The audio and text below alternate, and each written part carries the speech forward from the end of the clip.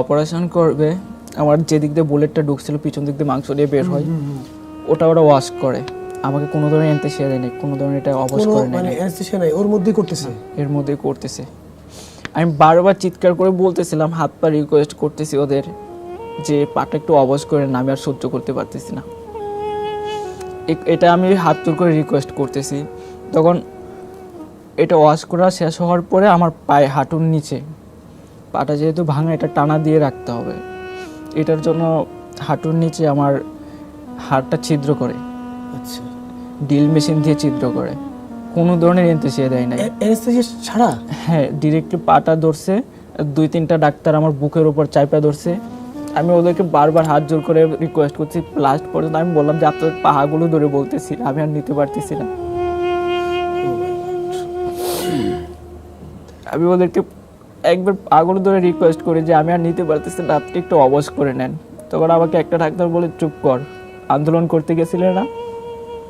Doctor বলতেছি? Doctor আমাকে এই কথা বলে।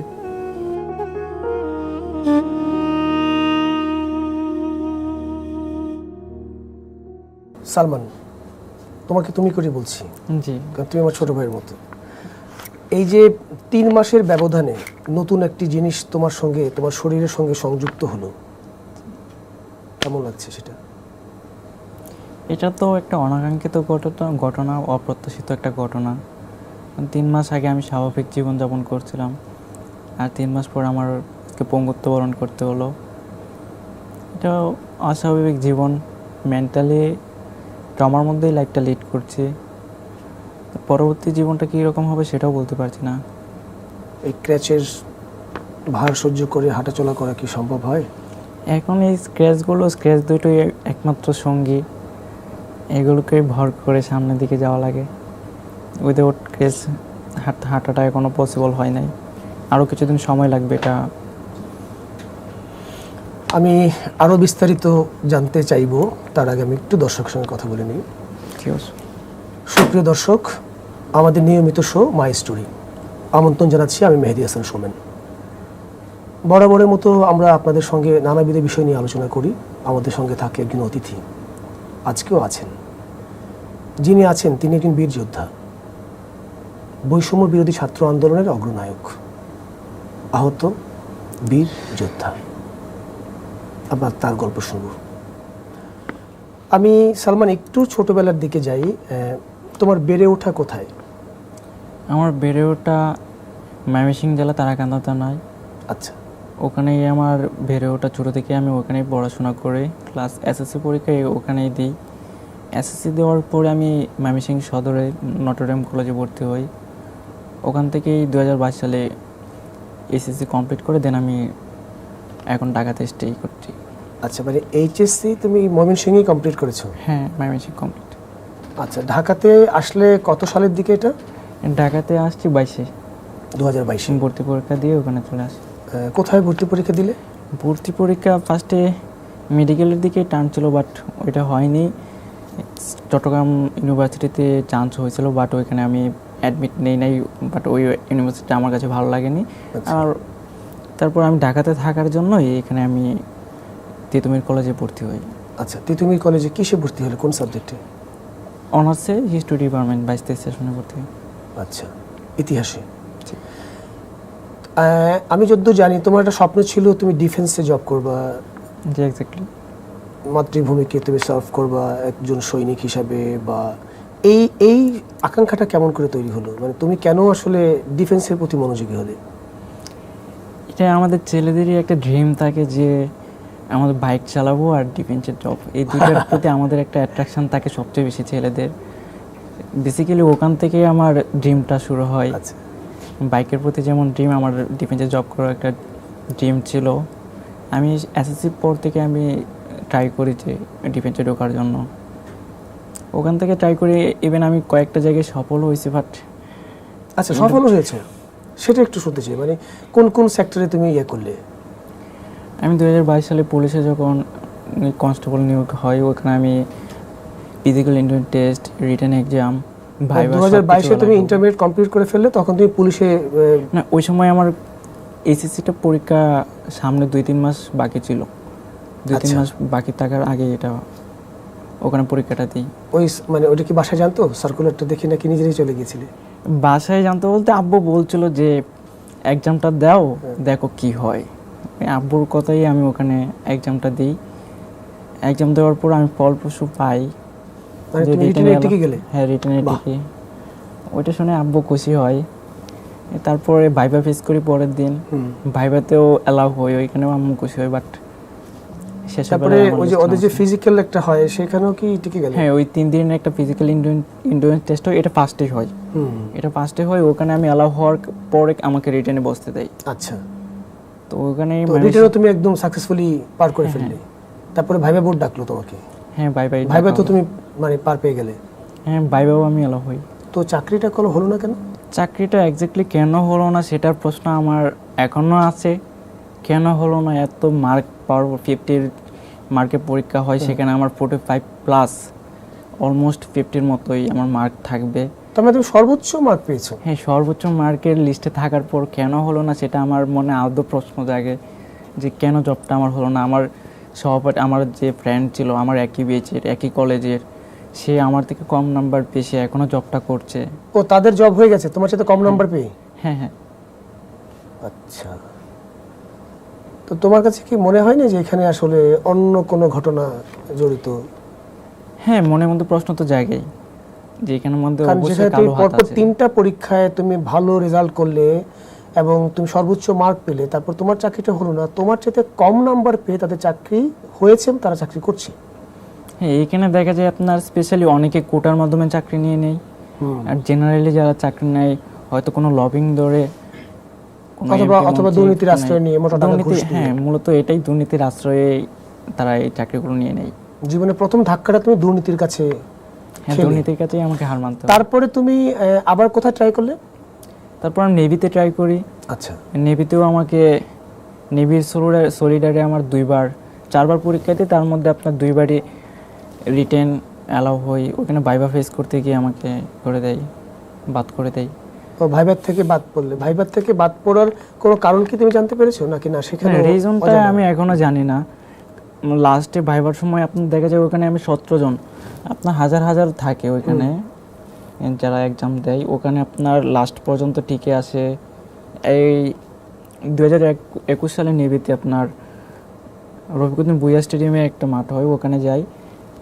ওখানে গেলে প্রায় 4-5 হাজার ওখানে অ্যাপ্লিকেশন করা প্রার্থী আসে পরীক্ষা দেওয়ার জন্য। তো ওখানে দেখা যায় 5,000 থেকে লাস্টে 30 জনের মতো সিলেক্ট হয় রিটেন পরীক্ষা দেওয়ার পরে। ফিজিক্যাল রিটেন দুটো দেওয়ার পর 30 জন সিলেক্ট হয়, সেখানেও আমি ছিলাম। তারপরে আবার মেডিকেল টেস্ট হয়, মেডিকেল টেস্টে অ্যালাউ হওয়ার পর আবার ভাইবা, মেডিকেল টেস্টে অ্যালাউ হওয়ার পর ভাইবাতে এখানে 10-12 জন, এর মধ্যে 8 জনের চাকরি হবে, হাতে কোনো কয়েকটা মানুষ। মানে 5,000 থেকে তুমি একদম 10 পর্যন্ত তুমি নিজের যোগ্যতায় চলে এসেছিলে। 10 থেকে 8 জন নেবে। হ্যাঁ, 2 জন 10-12 জনের মতো আমরা ছিলাম মেবি, ওখান থেকে 8 জন নেবে। আচ্ছা, সেই 8 জনের মধ্যেও তুমি থাকলে না, কিন্তু কেন থাকলে না তা তুমি জানতে পারোনি? না, এখনো জানি না। ভাইবা বোর্ডে কি তোমাকে এমন কোনো প্রশ্ন করেছিল যেটা উত্তর তুমি দিতে পারোনি? না, এইরকম ওইরকম কোনো কোয়েশনই করে নাই। আচ্ছা, হার্ডলি কোনো কোয়েশন করে নাই, যেগুলো একবার সিম্পল কোয়েশন সবাই জানে, ইভেন আমি ওইগুলো সাপ্লি ওনাদেরকে আনসার করি। বা তারা কি কোনো রকমের কোনো কিছু বলেছিল যেটার কারণে তুমি তখন বুঝতে পেরেছিলে তোমার চাকরিটা হবে না? না, সেটা ওইরকমভাবে কিছু বলেনি। নরমালি যেভাবে ভাইবাটা নেই সেভাবে ওরা ভাইবাটা বা নেয়। ওরা কোনো রিকমেন্ডেশনের কথা কিন্তু অনেক সময় বলে, আমি শুনেছি। সেরকম কিছু কি বলেছিল যে কোনো রিকমেন্ডেশন? সেরকম কোনো কিছু আমাকে ওইভাবে বলে না ডিরেক্টলি। সেটাও বলেনি? না, সেটাও বলেনি। তার মানে এইখানেও একটা অজানা কারণে। যদি বলতো, আম্মু আমাকে বলতো যদি তোর টাকা লাগে আমি টাকা দেব, কিন্তু ডিফেন্সে জব লাগবে।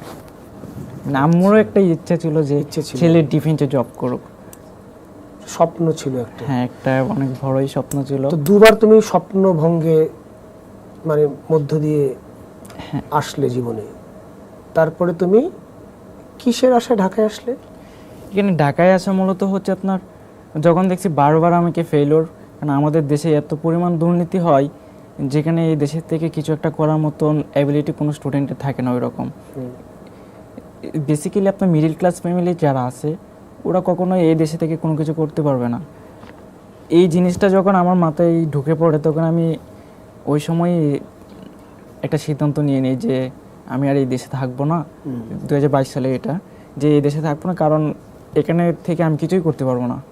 মানে এখানে সবচেয়ে বেশি প্রায়োরিটি হচ্ছে গভর্নমেন্ট জব। গভর্নমেন্ট জবে যে পরিমাণ দুর্নীতি হয় সেখানে অলরেডি সেই আমি মধ্য দিয়ে ফেস করে ফেস করে আসলে আমি অলরেডি মনে হয় 15-20টা পরীক্ষা দিয়ে এখানে 4-5টাতে ভাইভাও ফেস করে আমি বুঝে ফেলছি যে এখানে আমার পসিবল হবে না জব করা।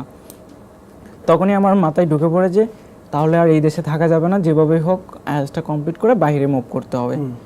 তখন আমি ট্রাই করি, চট্টগ্রাম ইউনিভার্সিটি চান্স পাওয়ার পরও আমি ওখানে অ্যাডমিট হই নাই। আমি এখানে ভাবি যে ঢাকায় একটা অনার্স কলেজে ভর্তি হয়ে থাকি, আর এখান থেকে আমি আইএলটিএসটা করে দেন আমি 1 মাসের মধ্যে আবার 2025 সালের শুরুর দিকে আমি মুভ করব। সেই আশাতে আমি আইএলটিএস করতেছিলাম, আমার শুরু হয়েছে আইএলটিএস। তার মানে দেশের বাইরে মানে যাওয়ার জন্য তোমার সকল রকমের প্রস্তুতিও তুমি ছিল, সেটা মায়ের দিক থেকে এবং তোমার ইচ্ছার দিক থেকেও? হ্যাঁ, ফ্যামিলির দিক থেকেও আর আমার ইচ্ছার দিক থেকেও আমি ওটা স্টার্ট করি, কারণ আমার ফ্যামিলি তো সব কিছু, ফ্যামিলি যেহেতু সাপোর্ট করছে আমার এই সিদ্ধান্তটা, তখনই আমি পুরোপুরিভাবে এটার দিকেই মুভ করি। যে ইভেন আমার ফ্রেন্ড সার্কেল যারা আছে ডিপার্টমেন্টের সবাই জানে যে ও ট্রাই করতেছে বাইরে চলে যাবে। সালমান, তোমার কয় ভাই বোন? জি, আমার 2 বোন 4 ভাই। আচ্ছা, তুমি কত নম্বর? আমি 3 নাম্বার। আচ্ছা, বড় ভাই কি করে? সবাই পড়াশোনা করছি। সবাই পড়াশোনা করছে। এখনো কারো জব হয়নি। বাবা কি করে? আব্বু ছোটোখাটো বিজনেস আছে আমাদের বাসায়, এই আমাদের এলাকায়, ওটাই করে। আচ্ছা, এবার আমি ওই প্রসঙ্গে যাচ্ছি, জুলাই বিপ্লবের প্রসঙ্গে যাচ্ছি। তুমি তিতুমির কলেজে ভর্তি হলে ইতিহাস বিভাগে, এবং তুমি ঢাকাতেই থাকছো, কিছু বন্ধু বান্ধব মিলে একসঙ্গে একটা ফ্ল্যাট নিয়ে সেখানে থাকছো। জি। তো সেখানে থাকা, এই কলেজে পড়াশোনা, সবকিছু খরচ তোমার কিভাবে আসতো? আমার পড়াশোনার খরচটা আপনার 2023-এর শুরুর দিকে মেবি আমি ঢাকাতে ঢুকছি, তো সে সময় থেকে আমার আম্মুই আমাকে পুরোটা সার্ভ করতো, যে টাকাটা কষ্ট হতো। তো মান্থলি আমাকে 10,000 করে টাকা দিত, যে সেটা দিয়ে একটু চলার করার জন্য। তখন আমি ওই 10,000 টাকার উপরই ডিপেন্ড করে আমার চলার চেষ্টা করতাম। আর পাশাপাশি আমি টিউশনের জন্য ট্রাই করতাম, যদি একটা টিউশন পাওয়া যায় তাহলে আমি এক্সট্রা আর একটু ভালোভাবে লিড করতে পারবো লাইফটা। আমি যতদূর জানি তুমি পাশাপাশি একটা পার্ট টাইম চাকরিও করছিলে। এটা শেষের দিকে দেখা কয়েক মাস যাওয়ার পর আমি বুঝতেছি যে না, আমার একটা কোনো কিছু করার দরকার। তখনই আমি ইন্টেনশন দিই যে একটা পার্ট টাইম জব করা যায় কিনা, যেহেতু টিউশন পাওয়াটা ওই রকম অ্যাভেলেবল টিউশন পাওয়া যাচ্ছে না, তখন আমি ট্রাই করি একটা পার্ট টাইম জবের জন্য। তখন একটা পার্ট টাইম জব নেই, পার্ট টাইম জবের দিয়ে 2 মাস 2.5 মাসের মতো করা হয়েছিল। আচ্ছা, মানে তুমি চাকরিটা ঠিকঠাক মতো পেয়ে গেলে। কোথায় জব করতে? এটা বসুন্ধরাতে, রেসিডেন্সিয়াল এরিয়াতে, স্পার্ক এফএনসি লিমিটেড। আচ্ছা আচ্ছা, জুলাই বিপ্লবে তোমার অংশগ্রহণটা কিভাবে শুরু হলো সেটা একটু জানতে চাই। জুলাই বিপ্লবে অংশগ্রহণটা শুরু হয় আপনার ওই আমার আগের যে ক্ষোভ ছিল, বারবার চাকরি পরীক্ষা দেওয়ার পর, বারবার রিটেন ভাইভাতে অ্যালাউ হওয়ার পর আমার জব হয় না। কেন হয় না সেই প্রশ্নটা আমার আদৌ আছে, ইভেন এখনও থাকবে। কেন হয়নি, কেন, আমার রিজনটা কী ছিল? এতবার মানে রিটেনে অ্যালাউ হওয়ার পর, ভাই অ্যালাউ হওয়ার পরও বারবার আমাকে বাদ দিচ্ছে কেন? এই প্রশ্নটা আমারও আছে। আমি এটা এখনও সবার কাছে বলি, কেন হয়নি, আপনারা গেটে বের করেন। সেই তো, তুমি প্রত্যেকটা পরীক্ষায় তুমি সর্বোচ্চ নাম্বার পেলে, এবং এটার কোনো মানে অদ্ভুত রকমের একটা কারণ, যে কারণের ব্যাখ্যা আমরা জানি না, আমরাও জানতে চাই। সেটা একটা ক্ষোভ ছিল, কিন্তু তারপরে তুমি বলছিলে যে জুন থেকে যেই বিচ্ছিন্নভাবে যে আন্দোলনের দানাগুলো বেঁধে উঠছিল, সেখান থেকে তোমার মনে হইল যে তোমার ভেতরে যে ক্ষোভটা, সেই ক্ষোভটা নিয়ে এই যে এখন যে আন্দোলনটা তৈরি হচ্ছে, এর সাথে তোমারটা সংযুক্ত হলো। হ্যাঁ, এক্স্যাক্টলি। তুমি সেখানে সামিল হলে। প্রথম কোথায় সামিল হলে? আবু সাইদ ভাই যখন আপনার 16 জুলাই এই আমাদের এই কোটা, প্রথমে তো আমাদের কোটা আন্দোলন ছিল, ওই কোটা আন্দোলনের জন্য আমরা ন্যায্য পাওনা, ন্যায্য দাবিটা আমরা সরকারের কাছে চেয়েছিলাম, বিদায় তারা আমাদের উপর গুলি চালায়। যার জলজন্ত উদাহরণ ছিল আবু সাইদ ভাই, সেই আন্দোলনের জন্য নিজের জীবনকে উৎসর্গ করে দিয়েছে। সেটা আমাদের সকল ছাত্রদের বিবেককে নাড়া দিছে। নাড়া দেয় বিদায় আমরা আর নিজেদেরকে ধরে রাখতে পারি নাই, আমরাও অ্যাগ্রেসিভ মোড হয়ে যাই। আমরা এই যে শান্তি সমাবেশের মাধ্যমে যেটা ছিল, সেটা ওই দিক থেকে আমরা আরও অগ্রসর হই সামনের দিকে অ্যাগ্রেসিভ মোডে। তখন দেখা যায় 17 জুলাই আমরা আবার আন্দোলন করি। ঢাকাতে ওই রকম 17 জুলাই বিশৃঙ্খলা হয় নাই, পুলিশও ওই রকমভাবে চড়াও হয় নাই আমাদের উপর, কিছু কিছু জায়গায় কিছু অঘটন ঘটছে, বাট ওই রকমভাবে চড়াও হয় নাই।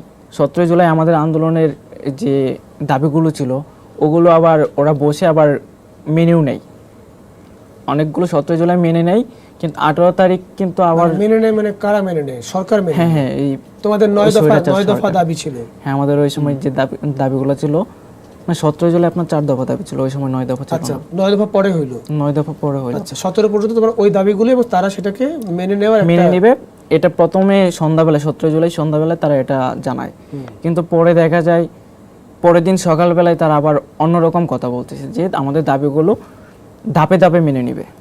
আচ্ছা, পুরোপুরি একসাথে পুরো মানে সব একবারে দাবি করে নেবে নেবে না। না। না, তখনই আমরা আবার চড়াও হই, আমরা আবার আন্দোলনে ওই অ্যাগ্রেসিভ মোড নিয়ে থাকি, কারণ আমার কয়েকটা ভাই মারা গেছে এই আন্দোলনের জন্য।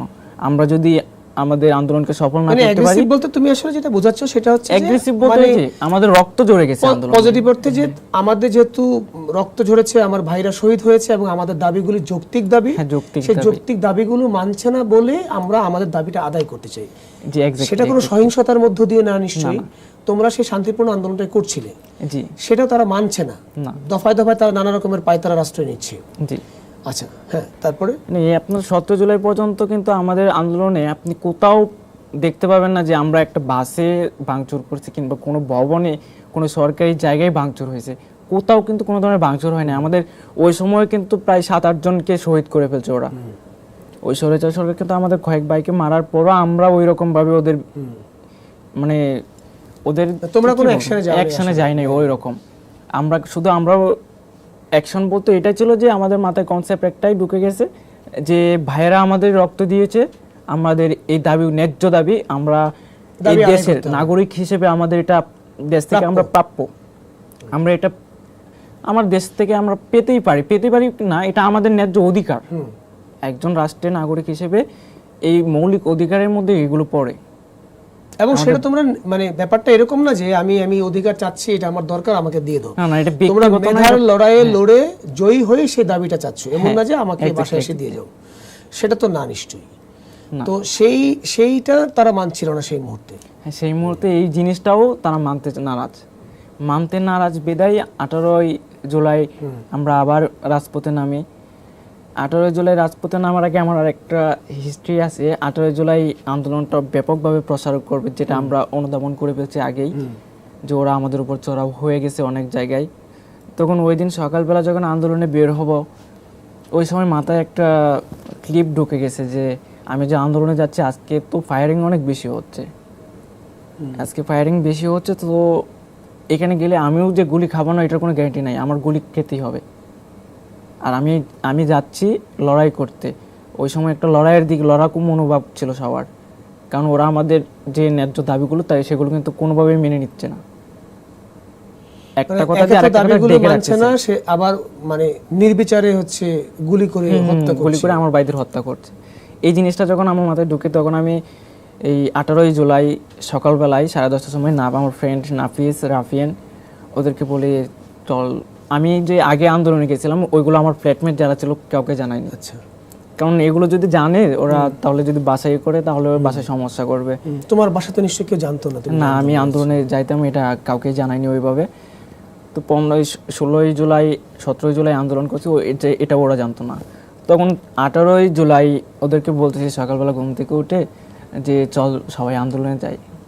তো ওরা প্রথমে একটু অনীহা প্রকাশ করে, যে হাসির চন্দ্রে বলতেছে যেভাবে গুলি করতেছে বাঁচবো এখানে গেলে। তখন আমি বলতেছি এটা তো আমাদের ন্যায্য দাবি, মরে গেলে দেশের জন্য একটা কিছু করতে পারবো। এই কনসেপ্টটা ওদেরকে যখন মাথায় ঢোকাই, আরও কিছু কথা বলি ওদেরকে, তখন ওরা রাজি হয়, হ্যাঁ আন্দোলনে যাবে। তখন আমি আমার ফ্রেন্ড নাফিস, ও বলতেছে দোস্ত আন্দোলনে তো যাবো, ওখানে তো গুলি লাগতেই পারে, মরেই তো যাইতে পারি, চল গোসল করে পাক পবিত্র হয়েই যাই। এটা আমার ফ্রেন্ড নাফিস বলতেছে। আমি বললাম হ্যাঁ, এখানে তো কোনো গ্যারান্টি নেই যে তোর শরীরে বুলেট লাগবে না। তখন সবাই আমরা গোসল করে পাক পবিত্র অবস্থায় আমরা 10:30 11টা হবে, আমরা ব্যাক ইউনিভার্সিটির সামনে সবাই অ্যাড হই। মানে তোমরা মৃত্যুর জন্য প্রস্তুত? হ্যাঁ, মৃত্যুর জন্য প্রস্তুত হয়ে গেছে ওই সময়। যদি রাজপথে জীবন যায় তাহলে অন্তত যদি গোসলটা নাও হয়, সেই নিজের গোসলটা নিজে করে নিলে। হ্যাঁ, কারণ আমরা শহীদীভাবে মৃত্যুবরণ করতে চাই, দেশের জন্য একটা কিছু করে তারপরে আমরা মানে আমাদের বিজয়টা আসলে এভাবে তো আর আসবে না। অলরেডি কয়েকজন শহীদ হয়ে গেছে, ওরা আমাদের উপর চড়াও হয়ে গেছে। আমাদের মৃত্যু সুনিশ্চিত, আমরা মৃত্যুকে ভয় না করে, মৃত্যুর ভয়কে কাবু করে আমরা একবার মৃত্যুর প্রস্তুতি নিয়েই বের হয়েছি। আচ্ছা, তখন 18ই জুলাই ওদেরকে নিয়ে 11টার সময় ব্র্যাক ইউনিভার্সিটির সামনে দাঁড়াই।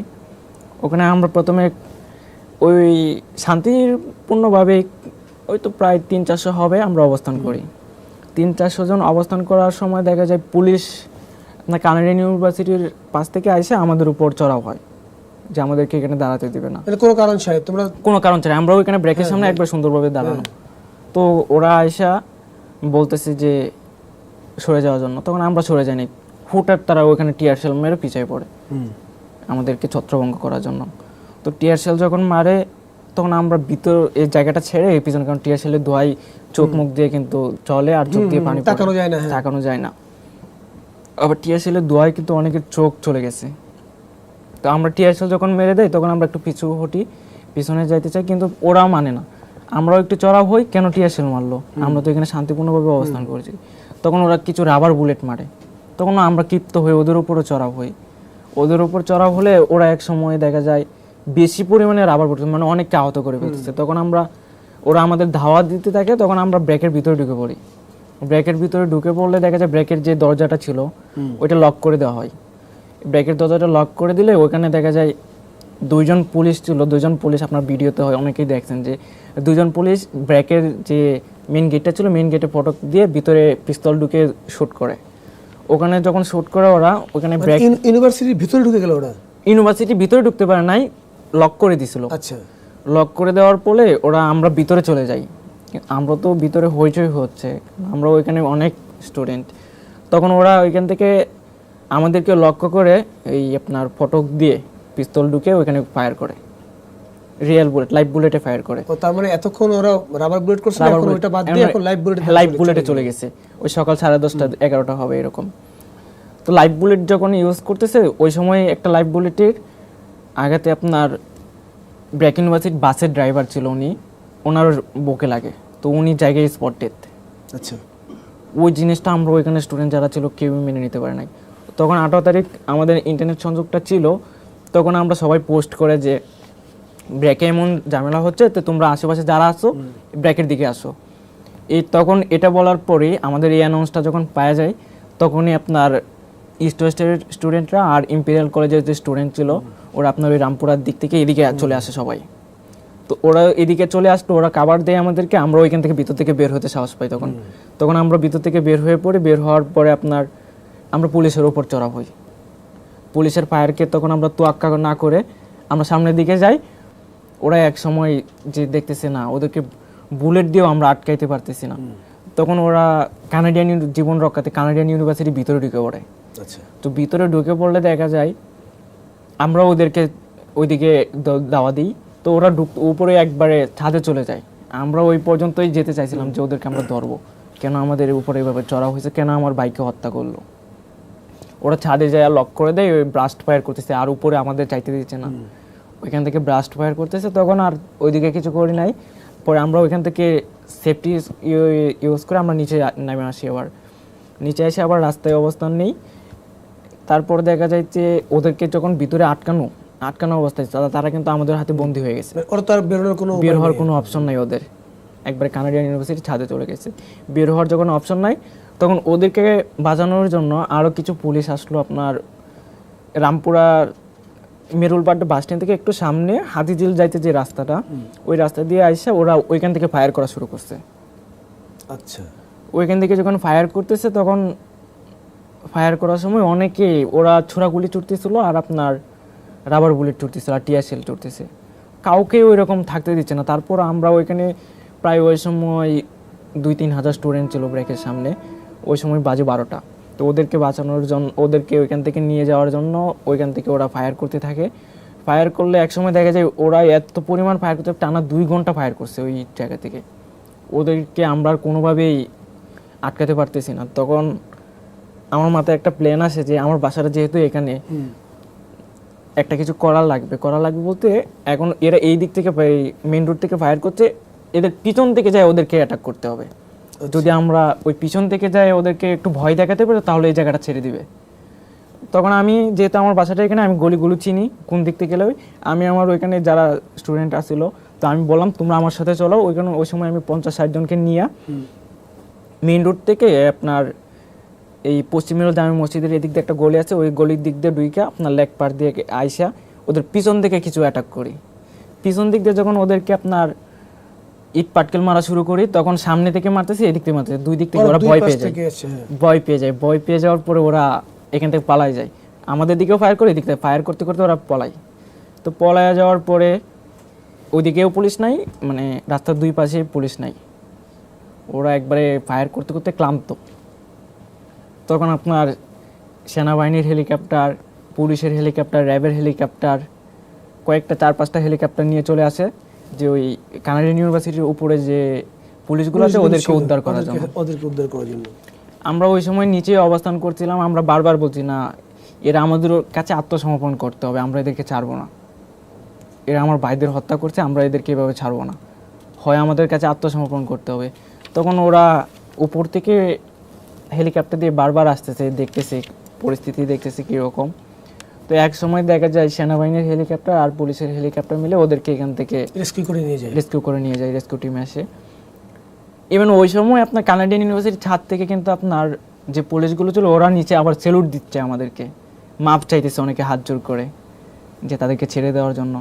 তখন আমরা কিন্তু ছেড়ে দিই না, কারণ আমি কিভাবে ছেড়ে দেবো, যেখানে তাজা রক্ত, আমার ভাইয়ের বুক থেকে তাজা রক্ত ধরেছে, আমরা এদেরকে এখনই মাপ করে দিব, এভাবে মাপ করে দিব, এটা কখনোই সম্ভব না। শান্তিপূর্ণ আন্দোলনকে তারা অশান্তিতে ভরা দিল। হ্যাঁ, এটা এক্স্যাক্টলি, এটা কোনোভাবে মানার মতন বিষয়ই না।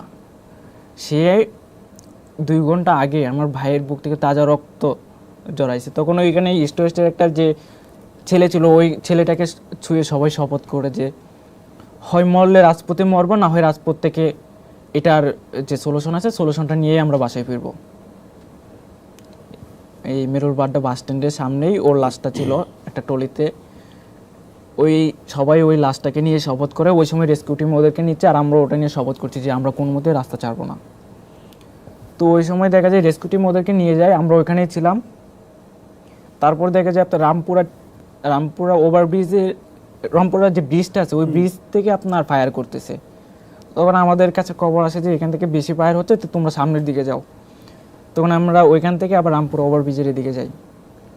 আবার এক দলকে রাখছিলাম যে হাতি জেলে লেকপাটটা আছে ওই দিক থেকে আবার পুলিশ আসতে পারে, তো ওই দিক থেকে যদি পুলিশ আসে তাহলে পিছন থেকে আমাদের আবার গুলি করবে, 2 সাইড থেকে গুলি করলে কোথাও যাইতে পারবো না।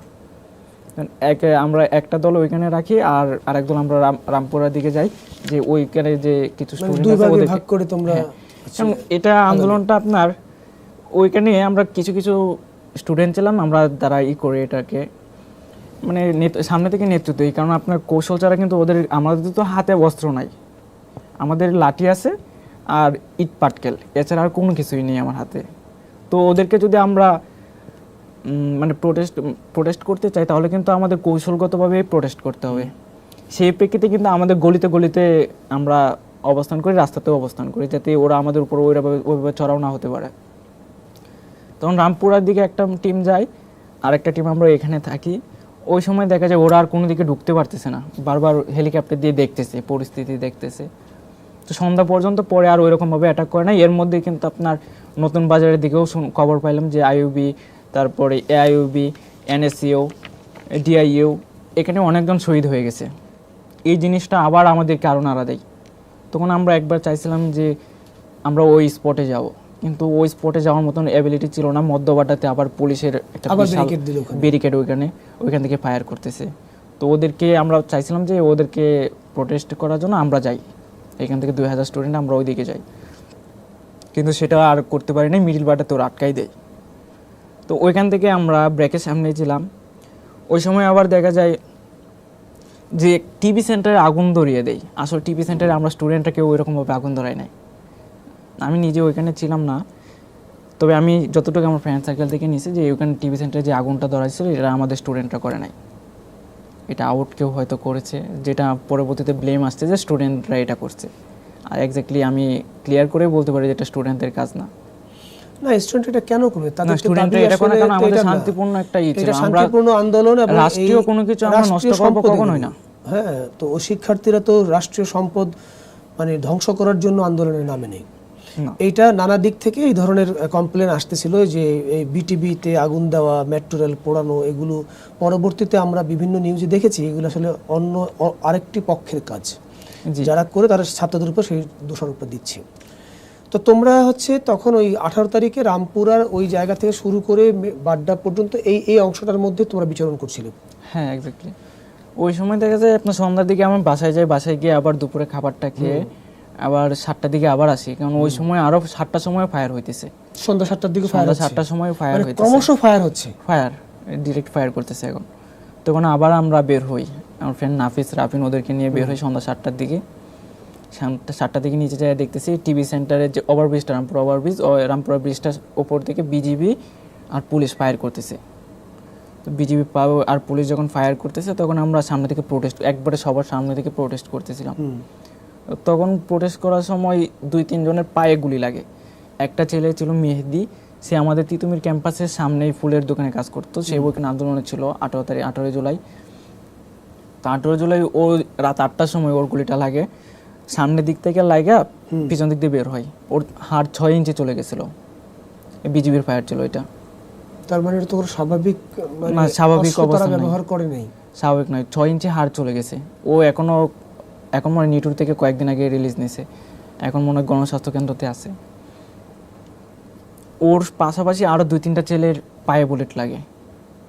ওরা ওই সময় ওরা বুকের দিকে খুব উপর সাইডে কম মারছে, সবগুলো নিচে মারছে। আচ্ছা, একবার পঙ্গু বানাই দিছে সব কয়টাকে।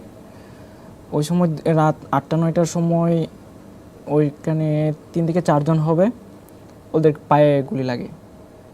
আর এমন ডেঞ্জার পাটা একবারে ভেঙে যায়। তো ওদেরকে আমরা ওইখান থেকে পাটাই দিয়ে অ্যাম্বুলেন্সে করে যে হসপিটালে নিয়ে যাওয়ার জন্য, ট্রিটমেন্টের জন্য। আমরা দেখতেছি আমার পাশের ভাই কিন্তু ওই যে গুলি খাইছে, গুলি খাওয়াতে তার অনেক রক্ত ঝরতেছে, কিন্তু আমরা কিন্তু একটুও থামি নাই। কারণ আমরা যদি পিছু হটি তাহলে কিন্তু আন্দোলনটাই ব্যাহত হয়ে যাবে। এই কনসেপ্টটা সবার মাথায় ছিল যে আমরা তো আগেই বলেছি যে মরলে রাজপথ আর নয় সলিউশন, দুটো থেকে একটা।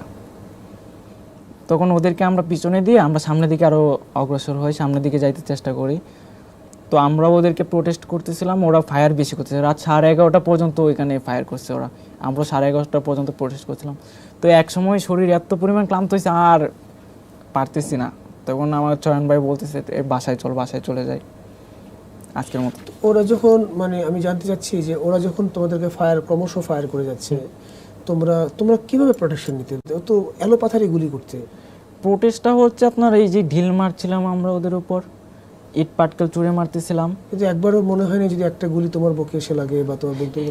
অবশ্য তোমার দেখতে দেখতে ব্যাপারটার মধ্যে এমন একটা জায়গায় চলে গিয়েছিল যে এগুলো আর মাথা কাজ করছিল না? মাথায় কাজ করছিল না তখন, কিন্তু সাউন্ড গ্রেনেড এত পরিমাণ ছাড়তেছিল যে সাউন্ড গ্রেনেডের শব্দে আমার পাশের যে ছেলেটা ছিল ওর কান দিয়ে রক্ত চলে আসছে,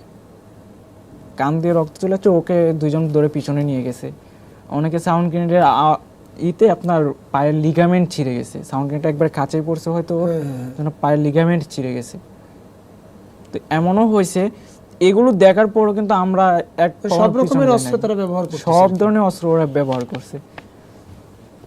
ওই সময় দেখা যায় 11টা 11:30 দিকে আমরা ওইখান থেকে চলে আসি, যে আর শরীর প্রচণ্ড ক্লান্ত, সকাল থেকে রাত 11:30 পর্যন্ত আর পসিবল না।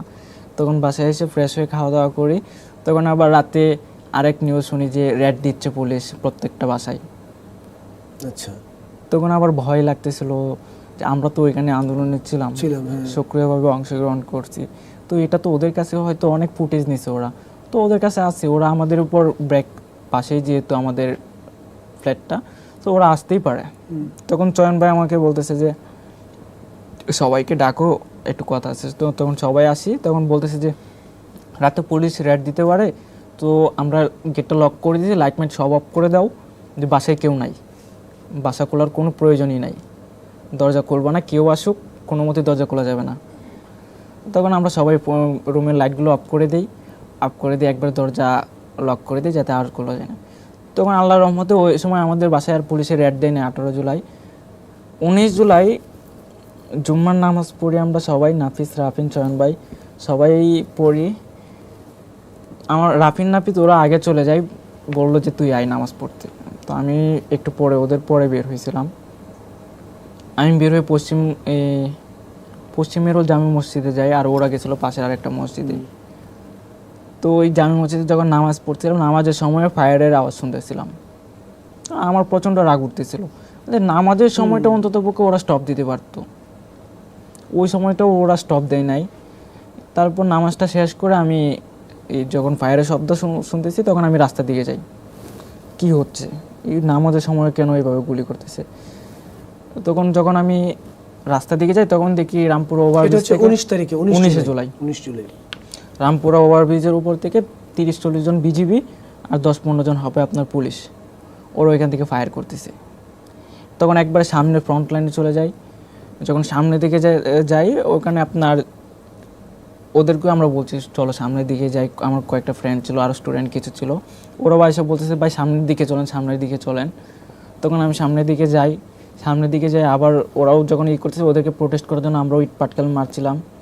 ইট পাটকেল মারার সময় ওখানে দেখা যায় অনেক স্টুডেন্ট কিন্তু সাহস করে যে সামনে থেকে একবারে লড়বে ওই রকম মনোভাব কারো থাকে না, প্রায় 5000-এর মতন ওই সময় জুম্মা নামাজের পর স্টুডেন্ট আদার্স কিছু পিপল আছে ওখানে জড়ো হয়। কিন্তু সামনে যে ফায়ার হচ্ছে, এই ফায়ারের সামনে দাঁড়ায় যে প্রোটেস্ট করবে সেই এবিলিটিটা খুব কম মানুষের মধ্যে ছিল। তখন দেখা যায় একবার ফ্রন্ট লাইনে যাওয়ার পরে ওই সময় ওইরকম সাহসী ভাই খুব কম ছিল, যার কারণে ওদেরকে প্রোটেস্ট করতে পারছিলাম না। ওরা বেশি ফায়ার করতেছে, রাবার বুলেট টুটতেছে, সাউন্ড গ্রেনেড টুটতেছে, টিয়ার শেল মারতেছে, এগুলো আমরা কোনোভাবেই নিতে পারতেছিলাম না, আর সহ্যও করতে পারতেছি না। তখন ওদেরকে বললাম যে আমরা আর পিছনে যাবে না, ওদেরকে আমরা দাওয়া দিব। তো দাওয়া দিলে কেউ এরকম ওদের যে বুলেটগুলো ছাড়তেছে ওইগুলোর ভয়ে সামনের দিকে যাচ্ছে না। তখন আমি লিড দেই যে চলো সামনের দিকে যাব। তখন আমি যখন স্লোগান ধরে সামনের দিকে যাই, ওরা 50 জন আমার পিছনে আসে। তো এইভাবে যখন করতেছি তখন ওরা মনে হয় আমাকে টার্গেট করে ফেলে। মূল লিডটা তুমি তখন নিয়ে নিলে? হ্যাঁ, মূল লিডটা যখন নিতে ওরা টার্গেট করে ফেলে। তখন তুমি তাদের টার্গেটে পরিণত হলে? তাদের টার্গেটে পরিণত হওয়ার পরে আপনার বারবার যখন আমি অ্যাগ্রেসিভ মোডে ওদেরকে নিয়ে যাচ্ছি তখন ওরা টার্গেট করে ফেলে আমাকে। টার্গেট যখন করে ফেলে আপনার ওই সময় 2:20-25 হবে বাজে, দুপুর 2:20-25। আমি সামনের দিকে যাচ্ছি, সামনের দিকে যাওয়ার সময় আমার পাশের যে 40-50 জন ওরাও সামনের দিকে আসতেছে, সামনের দিকে প্রোটেস্ট করতেছে। তো হঠাৎ আমাকে একটা ছেলে আমার পাশেই 13-14 বছর হবে, ক্লাস 7-8-এ পড়ে, ওরে আমি বলতেছি, ও একটু দৌড়ে পিছায় যাইতেছিল। তখন আমি ওরে বলছি পিছায়ও না, এভাবে পিছাইলে তো সমস্যা, ওরা যে বুলেট ছুটতেছে এগুলো রাবার বুলেট আর সাউন্ড গ্রেনেড ছুটতেছে, ভয় পাওয়ার কোনো কিছু নাই, রাবার বুলেট ছুটবে না, ওই রিয়েল লাইভ বুলেটটা এখন ছুটবে না। এই কথাটা যখন বলছি তখন ছেলেটা আমাকে একটা বুলেট দেখায় যে ভাইয়া দেখেন এই যে রিয়েল বুলেট ছুটতেছে ওরা। আচ্ছা, তখন এটা ওই নিচে পড়েছিল ওখান থেকে? হ্যাঁ, ও আমাকে এটা ওই নিচে কুড়ায় বলছে ভাই রিয়েল বুলেট ছুটতেছে। কিন্তু পরে বললাম ধুর এগুলো রাখো, এগুলো কালকে রাতের, ওকে আমি ভয় পেতে নেই। আসলে কিন্তু ওই সময় রিয়েল বুলেট ছুটতেছে। তুমি আন্দোলনটাকে কোনোভাবে দমাতে চাচ্ছিলে না? কারণ একবার তো পিছু হটলে তো হটাই লাগবে। তোমরা পিছু হটলে ওরা সামনের দিকে ধাওয়া দিবে, কারণ সামনের দিকে ধাওয়া দিলে পরবর্তীতে সব আরো বেশি ভয়ানক পরিণত করে ফেলবে। তখন রাস্তা কিন্তু সাহস সঞ্চার করে সামনে আগাচ্ছিলে। ওদের মধ্যে সাহসটা সঞ্চার করি যে লিড ওদের এখানে থাকতেই হবে, সামনের দিকে একবারে যদি পিছু হটতে হয় আস্তে আস্তে হটবো, দৌড়ে চলে যাব না।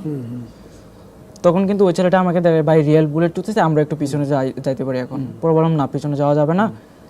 তুমি টের পেয়ে গেছো যে আসলে রিয়েল বুলেট? হ্যাঁ, রিয়েল বুলেটগুলো আসতেছে। তখন আপনার ও আমাকে বুলেটটা দেখাইছে, দেখানোর 2টা মিনিট যায় নাই, 2টা মিনিটও যাইতে পারে নাই, হুট করে আমার একবার পায়ে লাগে একটা বুলেট। মানে ওর সঙ্গে কথা বলার পরেই তোমার পায়ে? ওর যখন আমাকে বুলেটটা দেখায়, রিয়েল বুলেটটা দেখানোর 2টা মিনিটও যায় নাই, আমার একটা বুলেট আইসা লাগে, আমার পাটা একবার বিচ্ছিন্ন।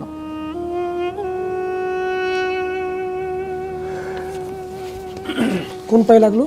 আর বাম পায়ে লাগে আপনার। ওই সময় সামনের দিক দিয়ে যখন বুলেটটা লাগে আমি বুঝতেও পারি নাই যে এভাবে একটা বুলেট লাগবে।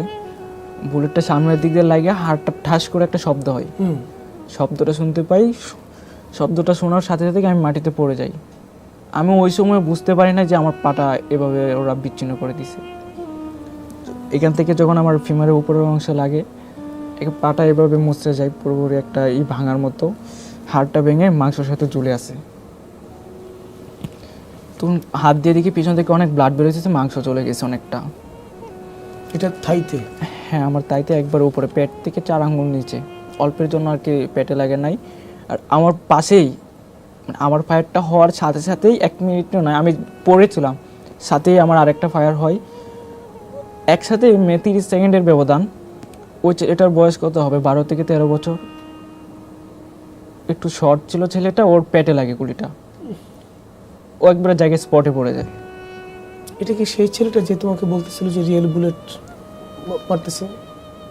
এটা ও না, ওর পাশে আরেকটা ছেলে ছিল। ওর পাশে আরেকটা ছোট ছেলে ছিল, 12 থেকে 13 বছর হবে। ওর হাইটটা কম ছিল বিদায় ওরা কিন্তু বন্দুকগুলো তাক করছে এক সিরিয়ালে, ওই অনুযায়ী কিন্তু ফায়ার করতেছিল। তো আমার হাইটের কারণে আমারটা পেট থেকে 4 আঙ্গুল নিচে লাগছে, আর ওরটা পেটে লাগছে। পেটে লাগার কারণে ও স্পটেই পড়ে গেছে একবারে। আর আমি ওইখানে কয়েক সেকেন্ড পড়ে থাকার পরে, 30-40 সেকেন্ড পড়ে থাকার পরে, যখন ওরা ফায়ার করে একবারে সামনের দিকে আসতেছে, তখন ভয়ে আমাকে কেউ যে ধরে নিয়ে যাবে সেই সাহসটা কেউ পাইতেছে না। তখন একটা ভাই ছিল আমার মতোই, ও সাহস করে সামনে আসে, সামনে এসে কোনো মতে আমাকে খালি একটু ধরে টাইম নেওয়া শুরু করে। ওই সময় আমার পাটা একবার পুরোপুরি, ও যখন আমাকে তুলে, আমার পাটা একবারে এখান থেকে চলে আসছিল মাংসের সাথে। আর আমি পিছন দিক দিয়ে রক্তটা বের হওয়ার জন্য, আমার সেন্সটা খুব কম ছিল, সেন্সটা খালি একটু মাথাগুলো, মানে মুখ থেকে কোনো কথা বের হইতেছে না, আমার মাথায় খালি ঘুরতেছে। আমি কলিমা পড়তেছিলাম, কারণ আমার মৃত্যু অনিবার্য আমি বুঝতে পারছিলাম। তখন আমি নিজেকে ধরে রাখতে পারতেছিলাম না, কি থেকে কি হয়ে গেল। তোমার কাছে মনে হচ্ছিল তুমি মারা যাচ্ছ? অনেকটা আমার কাছে একটা কল্পনার মতো মনে হচ্ছে যে কি থেকে কি হয়ে গেল। 1 নিমিষে ও আমাকে বুলেটটা দেখালো, 2 মিনিটও হয় না, এর মধ্যে আমাকেই শেষ।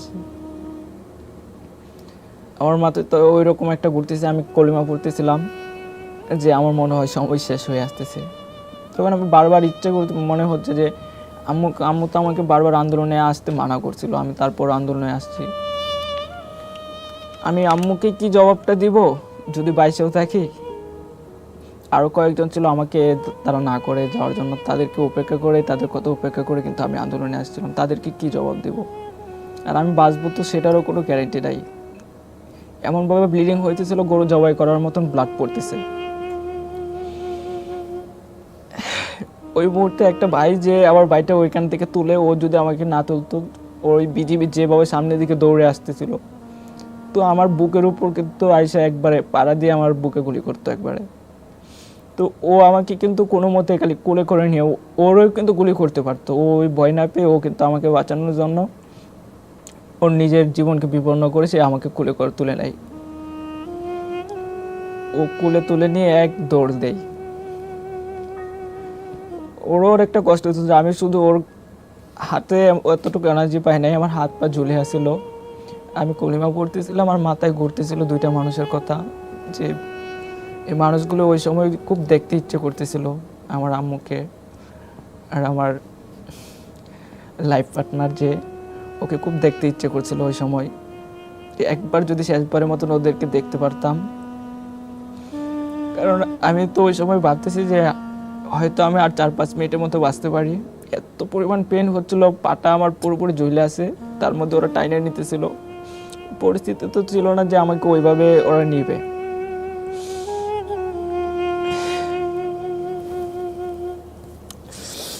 আম্মুর সাথে আমি কথা বলতে চেষ্টা করি, মুখ দিয়ে তার কথা আসে না। আমার পকেটে ফোনগুলো ছিল, তো ওই সময় ফোনগুলো পকেট থেকে পড়ে নাই, আবার ফোনগুলো পকেটে ছিল। তো ওদের সাথে ওরা আমাকে প্রথমে নিয়ে গিয়ে ব্রেকের অপোজিটে বৌদ্ধ মন্দিরের সাথে এইমস একটা ক্লিনিক আছে, ওই ক্লিনিকে নিয়ে যায় একটা রিক্সায় করে। ওখানে নিয়ে যাওয়ার পরে আমার ফোনটা বের করে যে বলে, ভাইয়া কানে এসে বলতেছে, ভাইয়া কাকে কল দেব? তখন আমি আম্মুকে শোনাইতে চাই না, কারণ আম্মু যদি এটা শুনে আম্মু স্ট্রোক করতে পারে। ওর মাথায় মাথায় অনেকটা কাজ করতেছিল, বাট আমি মুখ দিয়ে কোনো কথা বলতে পারতাম না। তখন আমি ওকে বলি, আমার একটা ফ্রেন্ড আছে, ও আমার কাছ থেকে লকটা খুলে আমার যে ফ্ল্যাটমেট আছে আমার ফ্রেন্ড নাফিসকে কল দেওয়ার পরে নাফিস খাবার খাইতেছিল। নাফিস বললো, তো ও এটা শোনার পর খাবার রাইকে দৌড়ে চলে আসে এখানে। রাফিন, নাফিস, চয়ন ভাই তারা সবাই এখানে চলে আসে, আইসা দেখে যে আমার এই অবস্থা। ওই সময় ওইখানে আমার এই সিচুয়েশান দেখে ওইখানে ক্লিনিকের যে নার্স ছিল, ডাক্তার ছিল, ওরা আমাকে রাখে নাই, যে ওর তো একবারে ক্রিটিক্যাল অবস্থা, ওকে এখানে আমরা ট্রিটমেন্ট দিতে পারবো না। ওরা ব্যান্ডেজ করে একটা রক্তটা বন্ধ করার জন্য, তো রক্ত কোনো মতে বন্ধ হচ্ছিল না। একবার বললাম না, গরু জবাই করার মতন ব্লাড বের হচ্ছে। আমাকে যে বেডে শুয়ে রাখছিল ওই বেডটা আপনার পুরো রক্ততে মাইকে গেছিলো। তো আমার পাশে যে 2-3টা ভাই রাস্তা থেকে তুলে নিয়ে আসছিল, তো ওরা চয়ন ভাই, রাফিন, নাফিস ওদের হাতে আমাকে দিয়ে ওরা আবার আন্দোলনে চলে যায়। তখন রাফিন, নাফিস ওরা বলতেছে যে ডাক্তার বললো যে ওকে পঙ্গু হসপিটাল নিয়ে যান ইমার্জেন্সি, কারণ ওকে বেশিক্ষণ রাখাবার না, ওর ব্লিডিং বন্ধ হচ্ছে না। ওরা আবার অ্যাম্বুলেন্স খুঁজে প্রায় 30 মিনিটের মতো অ্যাম্বুলেন্স খুঁজে পাচ্ছেন। এইদিকে আমার ব্লিডিং হচ্ছে আর আমি ব্যথায় এত পরিমাণ ব্যথা, মানে হাড়টা ভেঙে পুরোপুরি আলাদা হয়ে গেছে, মাংসের সাথে ঝুলে আছে পাটা, কোমরের নিচ থেকে। আর ওটা তো পুরো শরীরে অবশ হয়ে গেছে, শুধু মাথা একটু কাজ করতেছিল। আর আমি চিন্তা করতেছিলাম যে আমি আম্মুর কাছে, ওর কাছে আমি কি জবাবটা দিব। ওরা ওর দুইটা মানুষ তো আমাকে বারবার না করছে যে আন্দোলনে যায় না। তারপর আমি ওদেরকে না বলেই আমি আন্দোলনে আসছিলাম। শেষবারের মতো ওদেরকে খুব দেখার ইচ্ছে হচ্ছিল, কারণ আমি অনেকটাই ভেবে নিয়েছি যে আজকে আমার হয়তো শেষ দিন। আমি যে বাঁচবো সেটার গ্যারেন্টি ছিল না, মানে আমার পরিস্থিতি এমন ছিল যে আমার আর বাঁচার মতন কোনো হয়েছিল না। তো ওরা আমাকে, চয়ন ভাই, রাফিন, ওরা আমাদেরকে সাহস দিতেছে যে কিচ্ছু হবে না তোর, আমরা আছি তো। ওরা দৌড়াদৌড়ি করে একটা অ্যাম্বুলেন্সের জন্য, অ্যাম্বুলেন্স কোথাও পায় না, অনেক জায়গায় কল দিছে, অনেক মানুষই অ্যাম্বুলেন্স খুঁজে অ্যাম্বুলেন্স পায় না। তখন একটা সিএনজি নিয়ে এসে আমাকে ভিতরে ঢোকে, হাত পা পুরোটা বাইর হয়ে আছে, হাত পা বের হয়েছিল। আর ওরা আমাকে 3 জনের ভিতরে করে আঙায় ধরে রাখে। ওই সময় এত পরিমাণ ব্যথা হচ্ছিল, সিএনজি করে পঙ্গুতে আসতে ট্রাই করে, যেদিকে যায় সেদিক দিয়ে ফায়ার হচ্ছে, কোনো দিক দিয়ে যাইতে পারতেছে না। আচ্ছা, কোনো দিক দিয়ে যাওয়া নেই। আর পুলিশ তো আহত দেখলে ছাড়বে না, ওটা বলবে ওরা মেরে ফেল, সাথে যেগুলো আছে ওগুলোকে মারবো। ওরাও যাইতে পারতেছে না, অনেক গলিতে যাওয়ার ট্রাই করতেছে কিন্তু হয় না। তখন আমার ব্লিডিং অনেক বেশি হইতেছে, ওদের শরীরে জামা কাপড় পুরো ভিজে যাইতেছে। তখন ওরা বলে যে ওই পর্যন্ত তো ওরা নিয়ে যাইতে পারবো না, পঙ্গু পর্যন্ত মনে নিয়ে যাওয়ার ওয়ে নাই, তো ওকে আশেপাশের একটা ভালো হসপিটালে নেওয়ার ট্রাই করি। তখন ওরা মুহূর্তের মধ্যে সিদ্ধান্ত নেই যে উত্তরপাড়ায় AMZ হসপিটাল আছে ওইটাতে নিয়ে যাবে। ওখানে সিএনজি নিয়ে যায় আমাকে, ওখানে নিয়ে যাওয়ার পর তাড়াতাড়ি আমাকে বেডে নিয়ে যাই, অপারেশন রুমেও নিয়ে যাই। অপারেশন রুমে ডাক্তারও চলে আসে সাথে সাথে এই অবস্থা দেখে। তো ডাক্তার এসে দেখে ডাক্তারও অনেকটা ভেবাচাকা খেয়ে যায় যে অবস্থা তো অনেক ক্রিটিক্যাল, ওরা ওইখানে কিছু করতে চাইতেছে না। তো ওরা বলতেছে আপনারা যত দ্রুত সম্ভব পারেন আপনারা নিটুর হসপিটালে, পঙ্গু হসপিটাল যেটা, ওখানে চলে যান। পঙ্গুর দিকে যাইতে বলতেছে, পঙ্গুর দিকে চলে যাচ্ছে, রকমের ক্রিটিক্যাল ছিল তখন। হ্যাঁ, তখন পঙ্গুর দিকে যাইতে বলতেছে, তখন ওরা ওটি থেকে আবার বের করে দেয়। তো অপারেশন রুম থেকে বের হওয়ার পরে নিচে পাঠাই, নিচে এসে অ্যাম্বুলেন্স পায় না, প্রায় 30 মিনিট ওইখানেও ঘোরাফেরা করে, একটা অ্যাম্বুলেন্সও পাচ্ছে না। আর এদিক দিয়ে আমার ব্লাড বের হচ্ছে, ক্রমশভাবে ব্লাড বের হচ্ছে। আর ওরা 3-4টা মানুষ অনেক দিকে ছুটাছুটি করতেছে, কিন্তু কোনো অ্যাম্বুলেন্স পাচ্ছে না। আর আমাকে তো সিএনজি করে রিক্সা করে নিতে পারে না, কারণ পুরোটা পা ভেঙে আলাদা হয়ে আছে, ব্লিডিং হইতেছে, আমি ব্যথায় কাতরাইতেছি একবারে পুরোপুরি। তো ওরা আবার আরেকটা সিএনজি নেয়, ওকে তো ভাসাইতে হবে, এখন অ্যাম্বুলেন্সের জন্য বসে থাকলে তো আর হবে না, এই কথাটা চয়ন ভাই বলতেছে ওদের। তো একটা সিএনজি আমরা দেখি পাই কিনা, তখন একটা 30 মিনিট ঘোরাফেরা করে একটা সিএনজি আনে। সিএনজি ওলা মামাকে বলে, মামা তুমি টাকার চিন্তা করো না, তুমি আমাদেরকে যে দিক দিয়ে পারো একটু নিয়ে যাও। তো ও একটু সাহস করে যে আচ্ছা ঠিক আছে মামা উঠেন। তখন ওরা আমাকে সিএনজিতে ঢোকায়, সিএনজিতে ঢোকার উপর আমার হাত পা আগের মতোই ঝুলে আছে, আমার মুখ থেকে কথা বের হতেছিল না, বারবার চয়ন ভাই আমাকে বলতেছে সালমান কথা বলো, সালমান কথা বলো। কিন্তু আমার চোখ বন্ধ, আমার মাথায় খালি কালিমা পড়তেছিলাম, মাথায় ঘুরতেছিল আম্মুর কথা, আবার লাইফ পার্টনার ওর কথাটাই আমার খুব বেশি মনে পড়তেছিল, ওকে খুব দেখার ইচ্ছে করতেছিল, কিন্তু ওই রকমভাবে আমি শরীরও নাড়াইতে পারতে মুভমেন্ট করতে পারতেছিলাম না, কারণ শরীরের প্রচুর পুরো শক্তি চলে গেছে, অনেকটা সেন্সলেসের মতো। ব্লিডিং হওয়ার সময় ওরা প্রায় 1 ঘন্টা 1.5 ঘন্টা ওই ড্রাইভার মামা এদিক সেদিক ঘোরাফেরা করে, যেদিক দিয়ে যায় সেদিক দিয়ে ফায়ার হচ্ছে। মামা বলতেছে, মামা কীভাবে যাব, এই গলিতে গেলে এই দিক দিয়ে ফায়ার, ওই দিক দিয়ে গেলে ওই দিকে ফায়ার, কোন দিকে যাবে? তখন ও বাসাবাড়ির যে গলিগুলো আছে সেদিক দিয়ে গলিগুলোতে যতটুকু পারে সে ঘুরে ফিরে আর কি যাইতে চেষ্টা করে। পুরোটাই তো রণক্ষেত্র। হ্যাঁ, পুরোটাই ওই সময় 18 জুলাই জুমার নামাজের পর থেকে শুরু হয়, পুরোটা একবার রণক্ষেত্র তৈরি হয়ে যায়। তো ওখানে আপনার 5টা থেকে 5:20 হবে, আমাকে পঙ্গু হসপিটালে নিয়ে আসে। পঙ্গু হসপিটালে নিয়ে আসার পরে আমাকে এক্সরে করে, এক্সরে করার পর অপারেশন রুমে দেখে আসা হিউজ রোগীর সিরিয়াল, সবগুলির রোগী, আমাদের মতো স্টুডেন্ট অনেক শত শত পড়ে আছে, সবাই গুলি খেয়ে আসছে। তখন এর মধ্যে আমার অবস্থাটা খুব বেশি ক্রিটিক্যাল ছিল, আমার শরীর পুরোটা একবার অবশ হয়ে গেছে, ব্লাড যাইতে যাইতে 3 ঘন্টা ধরে। তখন চয়ন ভাই বলে যে ওর তো অবস্থা ক্রিটিক্যাল, তখন সে আনসারকে টাকা দেয় যে ভাই ওরে একটু আগে ভিতরে ঢুকাই দেন। আনসারকে 500 টাকা দেয়, তারপর আনসার আমাকে আগে ঢুকাই দেয়। অপারেশন রুমে যায় দেখে একটা অপারেশন রুমে একজনকে অপারেশন করে, সেখানে আমাদের 6টা রুগী। অপারেশনের রুমেই 6 জন? অপারেশন রুমে 6টা আরও গুলিবিদ্ধ, মানে একসাথে 6 জন, এত পরিমাণ রুগীর প্রেসার গুলিবিদ্ধ যে 6টা রুগীর ভিতরে একসাথে ঢুকাইতেছে। ওই সময় ভিতরে 6 জন ডাক্তার ছিল আপনার 10-15 জনের মতো, ওইখানে ওরা অপারেশন করতেছে, আমাকেও ভিতরে ঢোকায়। তো ভিতরে ঢোকানোর পর আরেক নির্মমতার শিকার হই, ওখানে যে কর্তব্যরত ডাক্তারগুলো ছিল আমাকে ঢোকানোর পর বেডে শোয়াই দেয়া, অপারেশন করবে। আমার যেদিক দিয়ে বুলেটটা ঢুকছিল পিছন দিক দিয়ে মাংস দিয়ে বের হয়, ওটা ওরা ওয়াশ করে, আমাকে কোনো ধরনের অ্যানেস্থেসিয়া দেয় নাই, কোনো ধরনের এটা অবশ করে নাই, মানে অ্যানেস্থেসিয়া নাই, ওর মধ্যেই করতেছে, এর মধ্যেই করতেছে। আমি বারবার চিৎকার করে বলতেছিলাম, হাত পা রিকোয়েস্ট করতেছি ওদের যে পাটা একটু অবশ করে না, আমি আর সহ্য করতে পারতেছি না, এটা আমি হাত জোর করে রিকোয়েস্ট করতেছি।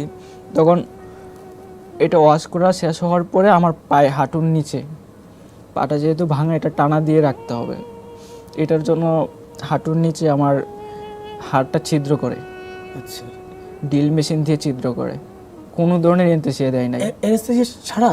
হ্যাঁ, ডিরেক্টলি পাটা ধরছে, 2-3টা ডাক্তার আমার বুকের উপর চাইপা ধরছে। আমি ওদেরকে বারবার হাত জোর করে রিকোয়েস্ট করছি, লাস্ট পর্যন্ত আমি বললাম যে আপনাদের পাহাগুলো ধরে বলতেছি, আমি আর নিতে পারতেছি না।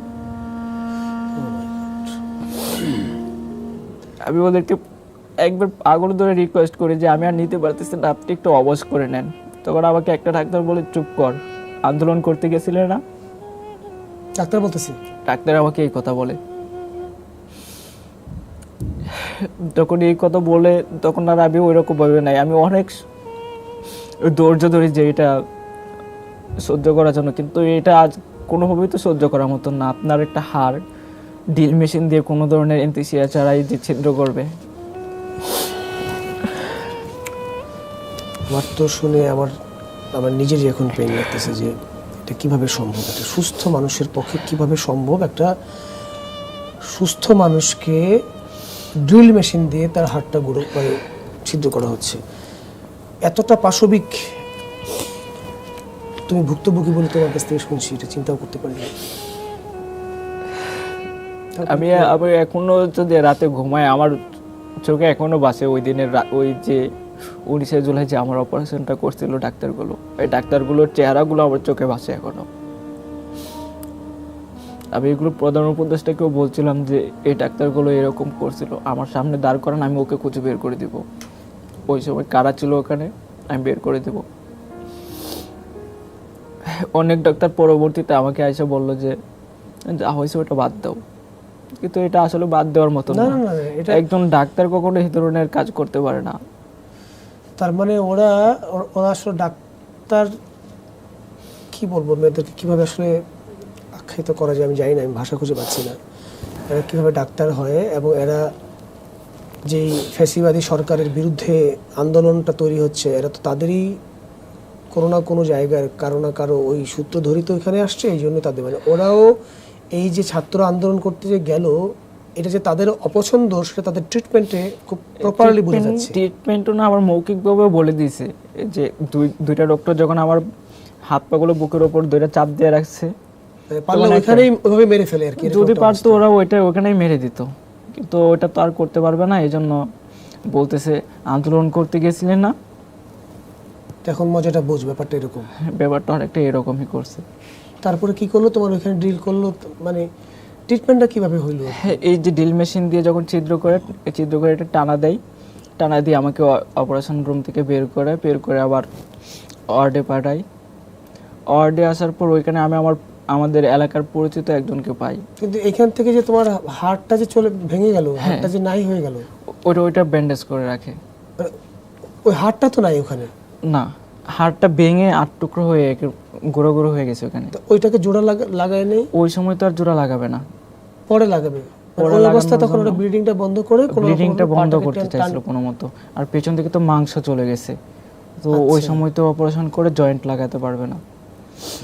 ওই জন্য কোন রকম করে ওরা আসে মানে টেনে বেঁধে রেখে, খালি ইনফেকশনটা না হয় এই জন্য ওয়াশ করে আর পাটা টানা দিয়ে রাখে। আচ্ছা, তো পাটা টানা দিয়ে রাখে, তারপর আমাকে ওয়ার্ডে পাঠায়। ওয়ার্ডে আসার পরে যে ওয়ার্ডে দেয় আমি আর একটা নর্মাল ওয়ার্ডে যাই, যেখানে আন্দোলনের রোগী নাই, কারণ আন্দোলনের রোগের উপর ওরা চড়াও হয়ে যাচ্ছে, যার কারণে আমি ওইখানে যাই না, একটা নর্মাল ওয়ার্ডে আসি। ওইখানে এসে আমি সবাইকে বলছি যে বাইক অ্যাক্সিডেন্ট, সবাই জিজ্ঞেস করে কী হয়েছে।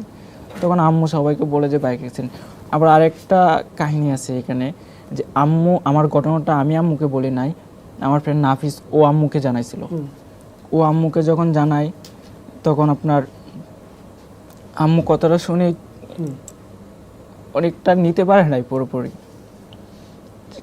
কি হলো, এটা কি ধরনের নিউজ পেলো? আম্মু ওই সময় চিৎকার করে ওঠে, তখন ভাইয়াকে কল দেয় যে এরকম হয়েছে। তো আম্মু চিৎকার করে কান্না করতে করতে ভাইয়াকে কল দিয়ে বাসায় আনে। তারপর আম্মু আর ভাইয়া বাইকে করে ঢাকায় চলে আসে। তো আম্মুকে রাস্তায় আবার আটকাইছিল গাজীপুরের দিকে, ওখানে অনেকজন বাইকটাকে আটকায়, বাইকের সামনের চাকাতে কি একটা ঢিল মারে, ভেঙে যায়, আর আম্মুর শরীরে ভাইয়ার শরীরে পুরো গাড়িতে পেট্রোল ঢেলে দেয় যে পুড়াই ফেলবে। তখন আম্মু চিৎকার করে ওঠে যে আমার ছেলে গুলি খাইছে, আমার ছেলের কাছে আমাকে যাইতে দাও, আবার ছেলেকে আমার কাছে একটু ফিরাই দাও, আমাকে দেখতে দাও, আমার ছেলের কাছে যাইতে দাও। আম্মু এইভাবে চিৎকার পারতেছে। তখন ওখানে যারা ছিল কয়েকজন, ওরা বলতেছে থাক, কিছু করিস না, ছাইড়া দে ওদের।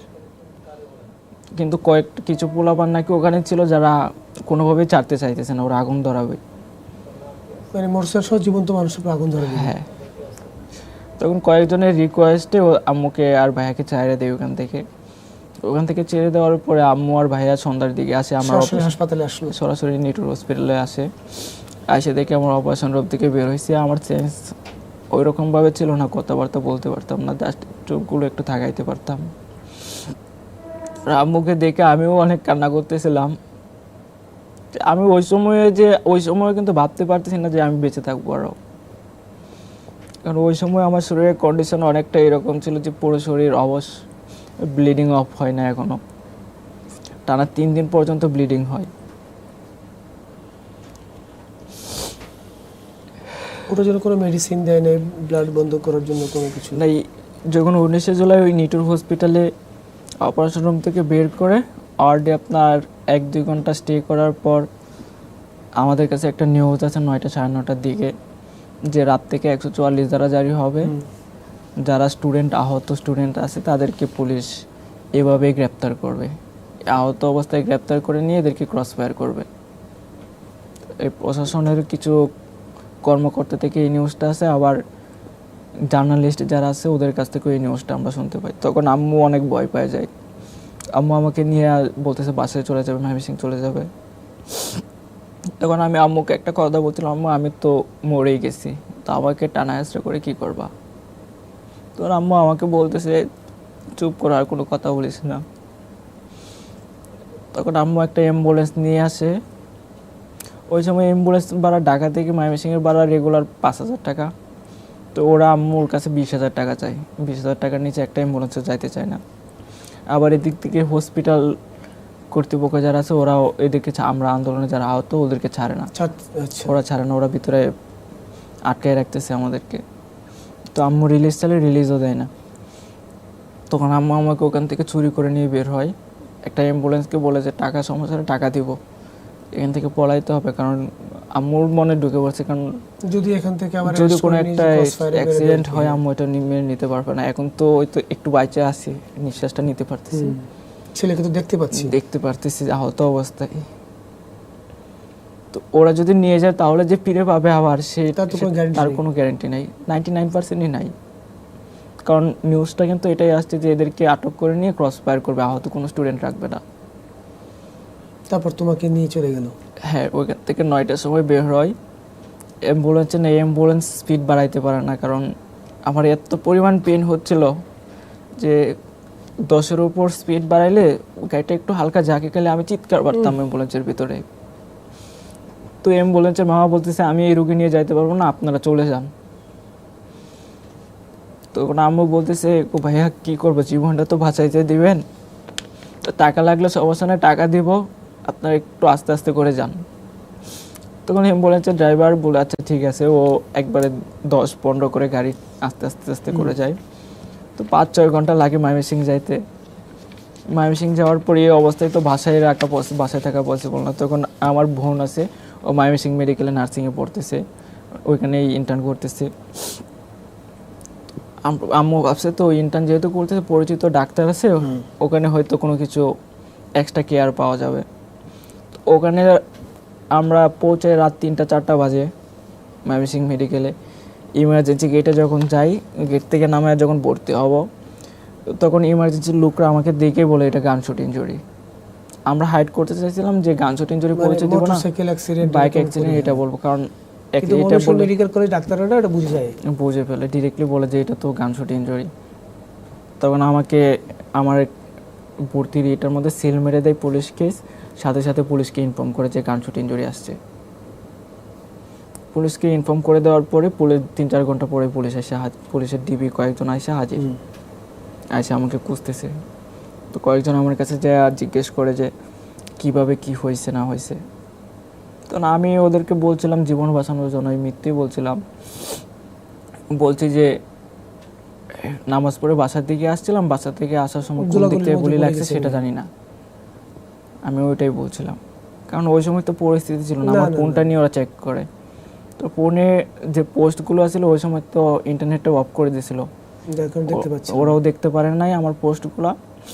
আবার ফোনে যে ছবিগুলো ছিল আমি ওইগুলো আবার আম্মুকে ফোনটা দিয়ে দিল, ওই আমার ফ্রেন্ড যারা ছিল ওরা সবাই ডিলিট করে দেয় এখান থেকে, কারণ আমার ফোনটা চেক করবেই। ওরা আইসা আমাকে দেখতেছে কোন দিক দিয়ে গুলি ঢুকছে, কী পড়া ছিল সবগুলো নোট করে, কেন বের হয়েছিলাম আমি, ওগুলো সব আমাকে জিজ্ঞেস করতেছে। ওই সময় কিন্তু আমার ব্লিডিং হইতেছে। আচ্ছা, কন্টিনিউ ব্লিডিং হচ্ছে, ব্লিডিং অফ হয় না। তো ওরা এসে এগুলো দেখার পরে ওরা ডাক্তারকে বলে যে ওকে দেখে রাখবেন, কয়েকটা ডাক্তারকে ডেকে না, পুলিশরা বলতেছে ওকে দেখে রাখবেন। তো আমাদের মনে ওই সময় একটা ভয় তৈরি হয় যে ডাক্তারকে যে বলে গেল ডাক্তাররা কি কোনো ধরনের ইনজেকশন দিয়ে আবার অন্য কিছু করে ফেলবে কিনা, মেরেই ফেলে কিনা, মেরেও ফেলতে পারে। এরকম নজির আমাদের বাংলাদেশে অনেক আছে যে ডাক্তারদের তারা এরকম হয়েছে। তখন আমি আমার যে বোন আছে নার্স, আমি ওকে বলি আপু ইনজেকশনগুলো তুই দিস, অন্য কাউকে দিতে দিস না, আর যদি কোনো ইনজেকশন না বুঝো তাহলে অন্য কোনো ডাক্তারকে জিজ্ঞেস করুন এটা কিসের ইনজেকশন। তখন আমার প্রত্যেকটা ইনজেকশন আমার বোন পুশ করছে। তারপর একটা ভয় ছিল যে ইনজেকশনগুলো তো ওরা দিয়ে যাচ্ছে, কোন ইনজেকশন কী দেয় না দেয়। আবার 20 তারিখ যাওয়ার পরে রাতের বেলায় আবার ওইখানে যে ময়মনসিং মেডিকেলের যে অধ্যাপক আছে উনি আসে দেখতে, ওনার পুরো টিম নিয়ে উনি দেখতে আসে বলে আমাকে কয়েকটা চেক আপ দেয়। চেক আপ দেওয়ার পর আমরা সকালবেলা চেক আপগুলো করি। উনি 11টা সাড়ে 11টার দিকে আবার টিম নিয়ে রাউন্ডে আসে, আইসা আমার এটা দেখে আবার যে ওই পরীক্ষাগুলো দিয়েছিল ও পরীক্ষাগুলো দেখে আমাকে বলতেছে তোমার তো এটা ইনফেকশন হয়ে যাচ্ছে, তোমার পাটা কেটে ফেলতে হবে। আচ্ছা। তখন আমি বলি আবার পা কেটে ফেলতে হবে মানে আমি তো কখনো কাটতে দেবো না। আমি এটা শুনে একবারে কি বলে বেবাচাকা খেয়ে গেছি যে কি বলে এটা, পা কেটে ফেলবে, এটা কোনো কথা? আব্বু এটা মানে কোনোভাবে মেনে নিতে পারতেছে না। এভাবে বেঁচে থাকার থেকে, পা ছাড়া বেঁচে থাকার থেকে মরে যাওয়া অনেকটা ভালো। আমি তখন মনে মনেও এখন আম্মুকেও বলছি যে আম্মু আমার আর বেঁচে থাকতে ইচ্ছে করতেছে না, আমি যদি মরে যাই তাহলে বড় এটা সবচেয়ে বেশি সমাধান হবে, এটা এর থেকে আর বড় সমাধান কোনো কিছুই না। তখন আম্মু অনেক বকাঝকা করে যে কী বলতেছি এগুলো। তখন আমার ফাইলগুলো নিয়ে প্রাইভেট মেডিকেল যেগুলো আছে ময়মনসিংহের প্রত্যেকটা মেডিকেলে যাই, নেক্সাসে, ল্যাবেডে, পপুলার, আমার ফাইলগুলো দেখে কেউ আমাকে অ্যাকসেপ্ট করে না।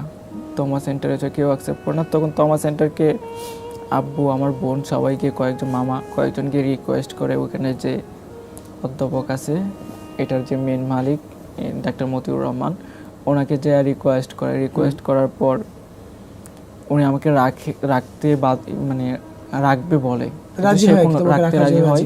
সে কোনো ধরনের অপারেশন করবে না। আচ্ছা, 4 দিন রাখবে, বলতেছে ওর এই অবস্থা, ওখানে তো আর দেশে ট্রিটমেন্ট করতে পারবে না, বাইরে নিয়ে যেতে হবে। আমরা বাইরে যতদিন না যাবেন 4 দিন আমরা রাখবো, ওর এখানে ইনফেকশনটা আমরা যাতে না হয় সেজন্য সেফটিতে রাখবো, আমাদেরকে 7 লক্ষ টাকা দিতে হবে। কোনো অপারেশন করবে না, কোনো কিছু করবে না? তুমি যে সুস্থ হবে তার গ্যারান্টি কি? 7 লক্ষ টাকা চাইলো? সেটাই আমার প্রশ্ন, যে আমার অপারেশন করবে না, কিছুই হবে না, সে আমার কাছে 7 লক্ষ টাকা চাচ্ছে। আমি এই জিনিসটাতে রাজি হয় নাই। আব্বু আমাকে বলে যে ওরা তো এরকম চাইতেছে। তখন আমি বললাম আব্বুকে যে এগুলো আর দৌড়াদৌড়ি করে লাভ হবে না, তার থেকে নিটোরেই চলে যাই, পঙ্গু হসপিটালে চলে যাই।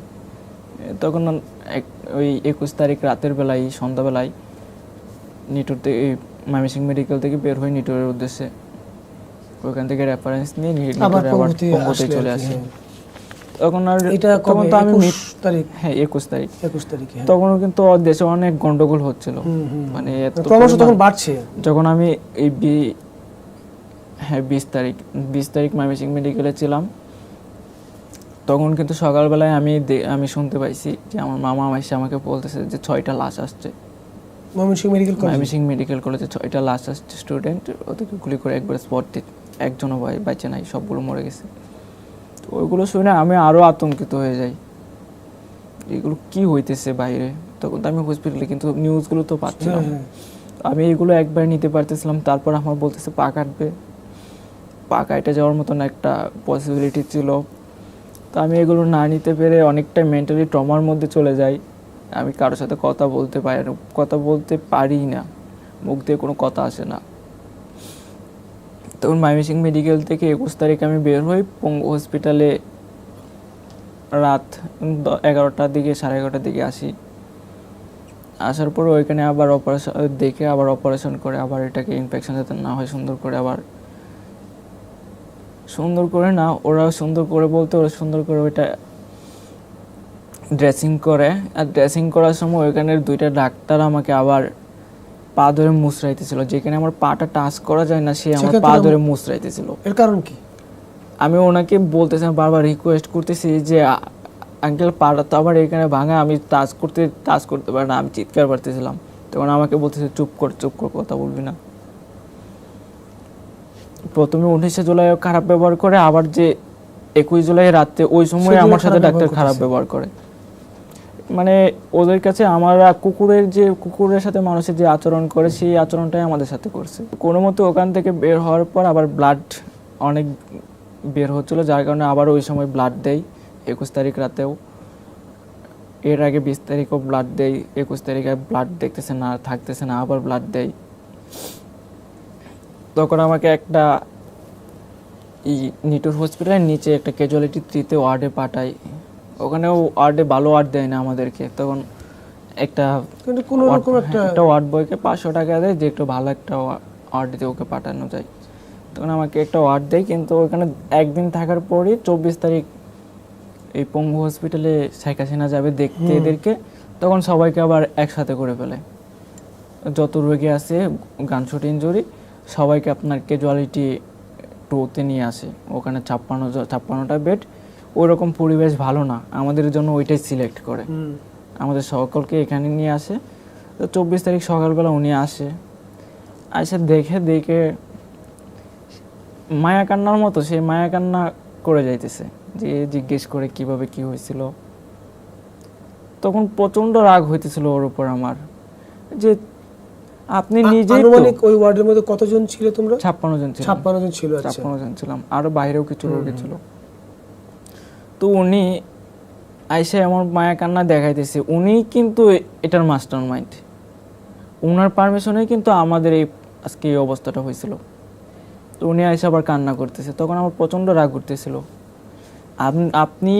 আপনি মারলেন, আবার আপনি এসে কান্না করেন, অনেকটা সিনেমার মতো হয়ে গেছে, একটা নাটক। জিনিসটা খুবই আমার লাগে, আমি ওই সময় আর কোনো কিছু বলি নাই। তখন উনি 24 তারিখ সবাইকে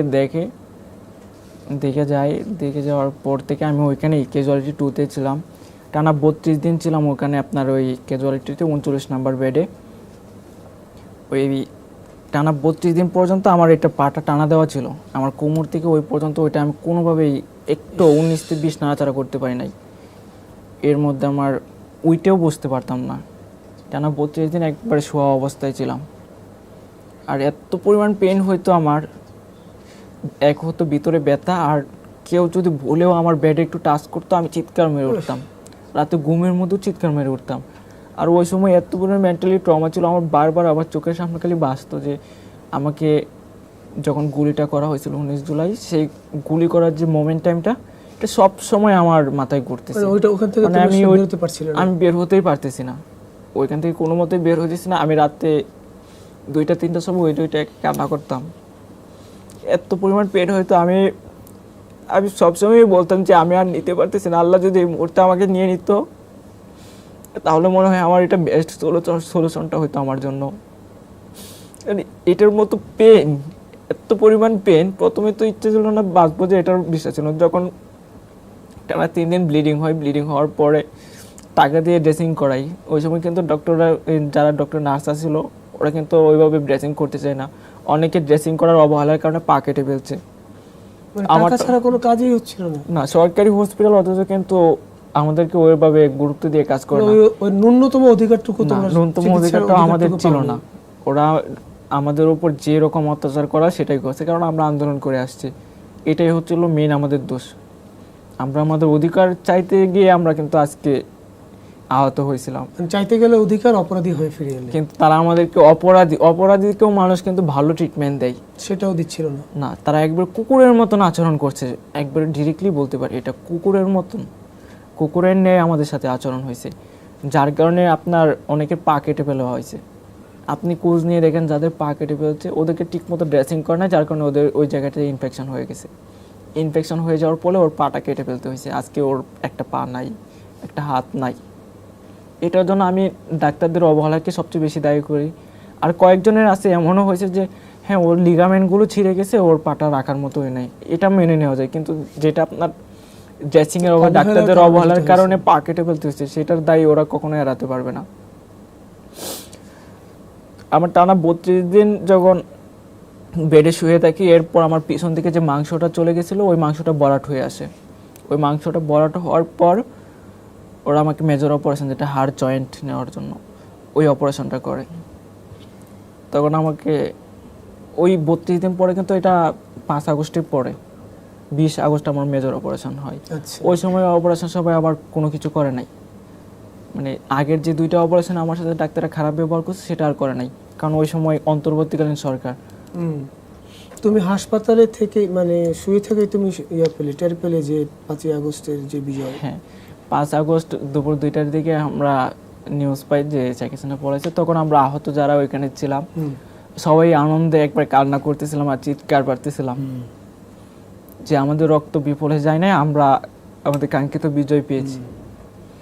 তোমাদের সাহস এখন বাড়লো যে ভুল ট্রিটমেন্ট এবং চিকিৎসার প্রতি যে অবহেলা, তখন থেকে আপনার 5 আগস্টের পর থেকে কিন্তু সবাই মুখ খুলে যে আমরা কিভাবে আহত হয়েছিলাম, আমাদের সাথে কি ধরনের অত্যাচার করছে। এর আগে কিন্তু আমরা মুখ খুলতে পারি নাই, কারণ আপনি মুখটা খুলতে গেলেই আপনাকে সাথে সাথে এখান থেকে নাই করে দিবে, যার জন্য কিন্তু অনেকে কিভাবে আহত হয়েছে সেটাও কিন্তু সে বলে নাই ভয়ে। ইভেন আমি নিজেও কিন্তু বলি নাই যে আমি আন্দোলনের একবার তুমি তো ফ্রন্ট লাইন বলছিলে, থেকে তুমি নাই। বলেছিলে যে তুমি মোটরসাইকেল অ্যাক্সিডেন্ট এরকম হ্যাঁ, আমি ওনাদেরকে এটাও বলছি, কিন্তু ওনারা আমার সিচুয়েশন দেখে তো গান সামনের দিক দিয়ে যখন ছিদ্র পিছন দিক দিয়ে মাংস নিয়ে বুঝতেই ওরা দেখে পারে বুঝে ফেলছে। তাহলে 5ই আগস্টের পরে এদের চেহারাগুলো আবার আরেকটা মোড়কে আমরা দেখতে পেলাম। 5 আগস্টের পরে আবার ওই হসপিটালের মধ্যে আরেকটা বিশৃঙ্খলা হয়। 5 আগস্ট যে শেখ হাসিনা পালানোর পরে যে আওয়ামী লীগপন্থী যে ডাক্তারগুলো ছিল, ওই ডাক্তারগুলোতে অন্য ডাক্তারের আরেকটা গ্রুপ ওদেরকে তালাবদ্ধ করে ফেলে। তালাবদ্ধ ওইখানে আরেকটা রেভলিউশন হচ্ছে। হ্যাঁ, তালাবদ্ধ করে ফেলে আবার ওরা ওইখানে স্লোগান দেয়। বিএনপির কিছু ডাক্তার ছিল, আমি মেনশন করে বলতেছি, ওরা বিএনপির নামে স্লোগান দেয় ওইখানে। অথচ কিন্তু তারাই, আমরা যখন আহত ছিলাম তখন কিন্তু তারাও কিন্তু আমাদের উপর নির্মমভাবে অনেক কিছুই করেছে। তারাও সংযুক্ত ছিল আর কি। হ্যাঁ, এটা এখন তারা আবার ছিল। যদি আরেকটা চেহারা ধারণ করছে। এখন যেটা সে করলো, মানে যে স্লোগান মিছিলটা করছে সেটা করুক, তাতে আমাদের যায় আসে না। কিন্তু আমরা যখন আহত অবস্থায় ছিলাম, মুভমেন্ট থেকে আমরা আহত অবস্থায় হসপিটালে আসলাম, তখন তো তারা আমাদের প্রপার ট্রিটমেন্টটা দিতে পারতো। হ্যাঁ, তারা তো তখন তো অন্তত তারা দিতে পারতো। তারা তো সেটাও তখন তখন কিন্তু তারাও করে নাই, কিন্তু বিজয়ের পরে কিন্তু তাদের চেহারা চেঞ্জ হয়ে যায়। তখন দেখা যায় আপনার 6 তারিখ, 7 তারিখ, 8 তারিখ, 3 দিন পরে ডাক্তার আসে নাই। আচ্ছা, এই 3 দিন এই 56 জন মানুষ এই পরিমাণ কষ্ট তারা ভোগ করলো। হ্যাঁ, এই কষ্টটা ভোগ করতে হয়েছে। নার্সরা ছিল তো ওদেরকে বলে ওই সময় ফাইনালি তাহলে ডাক্তাররা আবার কবে থেকে জয়েন করা শুরু করলো? 8 তারিখ, 9 তারিখ থেকে আর কি। তখন থেকে ট্রিটমেন্ট তোমার ঠিকঠাক 9 তারিখ থেকে যখন আমাদের সরকার আসে, অন্তর্বর্তীকালীন সরকার জয়েন করে, তখন থেকে আপনার ওরা প্রত্যেক দিন, আগে আসতো সপ্তাহে 2 দিন, তারপর থেকে প্রত্যেক দিন করে এই রোগীগুলোকে দেখতো। যত বড় বড় ডাক্তার আছে সবগুলো এখানে আসতো, সবাই একসাথে এসে দেখতো। আচ্ছা, এই যে এত বড় আন্দোলন বিজয়, তারপরে এর পরবর্তী সময়ে যাদের জন্য আন্দোলনে তোমরা ঝাঁপিয়ে পড়লে এবং যারা শীর্ষ জায়গা থেকে নেতৃত্ব দিচ্ছিল, তাদের কেউ কি তোমাদের সঙ্গে যোগাযোগ করেছে? সমন্বয়করা বা অন্তর্বর্তীকালীন সরকারের পক্ষ থেকে সুচিকিৎসার জন্য বা বেঁচে থাকার জন্য যে সহযোগিতা দরকার বা কথা বলা দরকার, তারা কি কোনো যোগাযোগ করেছে তোমাদের সঙ্গে? আহতদের পক্ষ হতে আমি আরেকজন আছে, আমরা দুজন ভয়েস রেজ করতেছি যে আমাদের কিছু কিছু জিনিস আছে সেগুলো আমাদের প্রয়োজন, যেরকম উন্নত ট্রিটমেন্ট প্রয়োজন। অনেকে এখনো আছে আপনার হসপিটালে ভর্তি, লাইফ সাপোর্টে আছে। আবার অনেকে আছে যারা এই বাংলাদেশে ট্রিটমেন্ট ওদের পসিবল না, তাদেরকে বাইরে কোথাও নিয়ে গেলে হয়তো আপনার ভালো কিছু হবে। মানে ভালো কিছু হবে বলতে সে অন্তত বেঁচে থাকতে পারবে। কিন্তু এটা সরকার করছে না, তাদের একটু এখানে আমি মনে করি এই জিনিসটাতে ফোকাস করা সবচেয়ে বেশি দরকার ছিল, কিন্তু এখন পর্যন্ত ওইরকমভাবে ফোকাস করা হয় না। যার জন্য আপনার আগস্ট থেকে আমরা ভয়েস রেজ করে আসলাম যে আমাদের প্রপার ট্রিটমেন্টটা দরকার, কারণ অনেকে আপনার প্রপার ট্রিটমেন্টের অভাবে কিন্তু মারা যাচ্ছে। এখনো কিন্তু আমাদের লাশের মিছিল বাড়তেছে, কিন্তু কেউ কি যোগাযোগ করেনি তোমাদের সঙ্গে? ওই রকম ভাবে সমন্বয়করা যায়, দেখতে গেছে। তারপর আপনার উপদেষ্টা প্যানেল যারা আছে ওরাও দেখতে যায়, দেখাটাই পর্যন্ত সার। হ্যাঁ, দেখা পর্যন্ত। না, আমাদের তো এখন আসলে কথা বলার রাইটস আছে বলে আমরা মনে করি। সেই জায়গা থেকে এত বড় তোমার যে বড় অপারেশনটা হলো, তোমার একটা পা ক্ষতি হলো, এরকম আমি আরো বহুজনের ইন্টারভিউ নিয়েছি, তাদেরও কারো অঙ্গহানি হয়েছে, কারো হাত কাটতে হয়েছে। তো এই আশাব্যঞ্জক কথাই শুধু আমরা শুনে যাচ্ছি, কিন্তু মানে প্রপার ট্রিটমেন্টটার জন্য কি সত্যিকার অর্থে কি কোনো কমিটি গঠন হয়েছে বা তাদের সহযোগিতার জন্য কোনো কিছু বরাদ্দ হয়েছে? আমি এটা আসলে জানতে চাই। তোমার সঙ্গে কি তাদের যোগাযোগটা বারবার বলছে এই কারণে, এখন নতুন যে উপদেষ্টা পরিষদ হয়েছে বা যারা সমন্বয়করা ছিল, আমি যদি নাম ধরে বলি, সার্জিস আলম বা হাসনাত আব্দুল্লাহ বা আসিফ বা এখানে যারা, এদের পক্ষ থেকে কোনো যোগাযোগ হয়নি? এদের পুনর্বাসনের ব্যবস্থা কি করা হয়েছে? ওইরকম ভাবে যোগাযোগ করে না। যোগাযোগ না করার ফলে দেখা যায় সেপ্টেম্বরের 4 থেকে আমি একটা নিটোর হসপিটাল প্রেস ব্রিফিং ডাকি। ওই প্রেস ব্রিফিংয়ে আমি এই অন্তর্বর্তীকালীন সরকারের কাছে 5টা অনুরোধ জানাই যে আমাদের আহত ভাইদের সুচিকিৎসা দরকার, যারা শহীদ আছে তাদেরকে শহীদের মর্যাদা দান করবে রাষ্ট্র, এবং রাষ্ট্র সম্মাননা দিবে ওদেরকে, ওদের পরিবারকে, আর ওদেরকে ক্ষতিপূরণ দেওয়ার জন্য। আর যারা স্টুডেন্ট আছে তাদেরকে আপনার এই পরবর্তীতে যখন এক্সামগুলো হবে সেখানে একটা বিশেষ বিবেচনা করার জন্য, কারণ আমাদের আহত অবস্থায় তো এক্সামে বসার কোনো ওয়ে নাই আমাদের। এটার জন্য আমরা একটা 5টা সরকারের কাছে অনুরোধ জানাই। তারপর দেখা যায় অনুরোধ জানানোর পরেও আমরা কোনো রেসপন্স পাচ্ছিলাম না। এখনো পর্যন্ত কোনো রেসপন্স পাওনি? এখন পর্যন্ত না, ওই সময় কোনো রেসপন্স পাই নাই। সেপ্টেম্বর 4 থেকে প্রেসটা করার পর রেসপন্স না পাই আমরা 6 তারিখ টিএসসিতে যাই। সার্জিস ভাই আর মেডিকেল টিমের সদস্য সচিব তরিকুল ইসলাম তারেক রেজা ভাই, তার সাথে প্রায় 4 ঘন্টা, তারা দুজনের সাথে 4 ঘন্টা কথা হয়। এগুলো নিয়ে আমাদের সাথে অনেকটা ডিবেট হয় যে আমরা এগুলো চাই। ওরা বলে করতেছে, আহতদের লিস্ট তৈরি হচ্ছে, লিস্ট তৈরি হওয়ার পর তারা একটা কিছু করবে।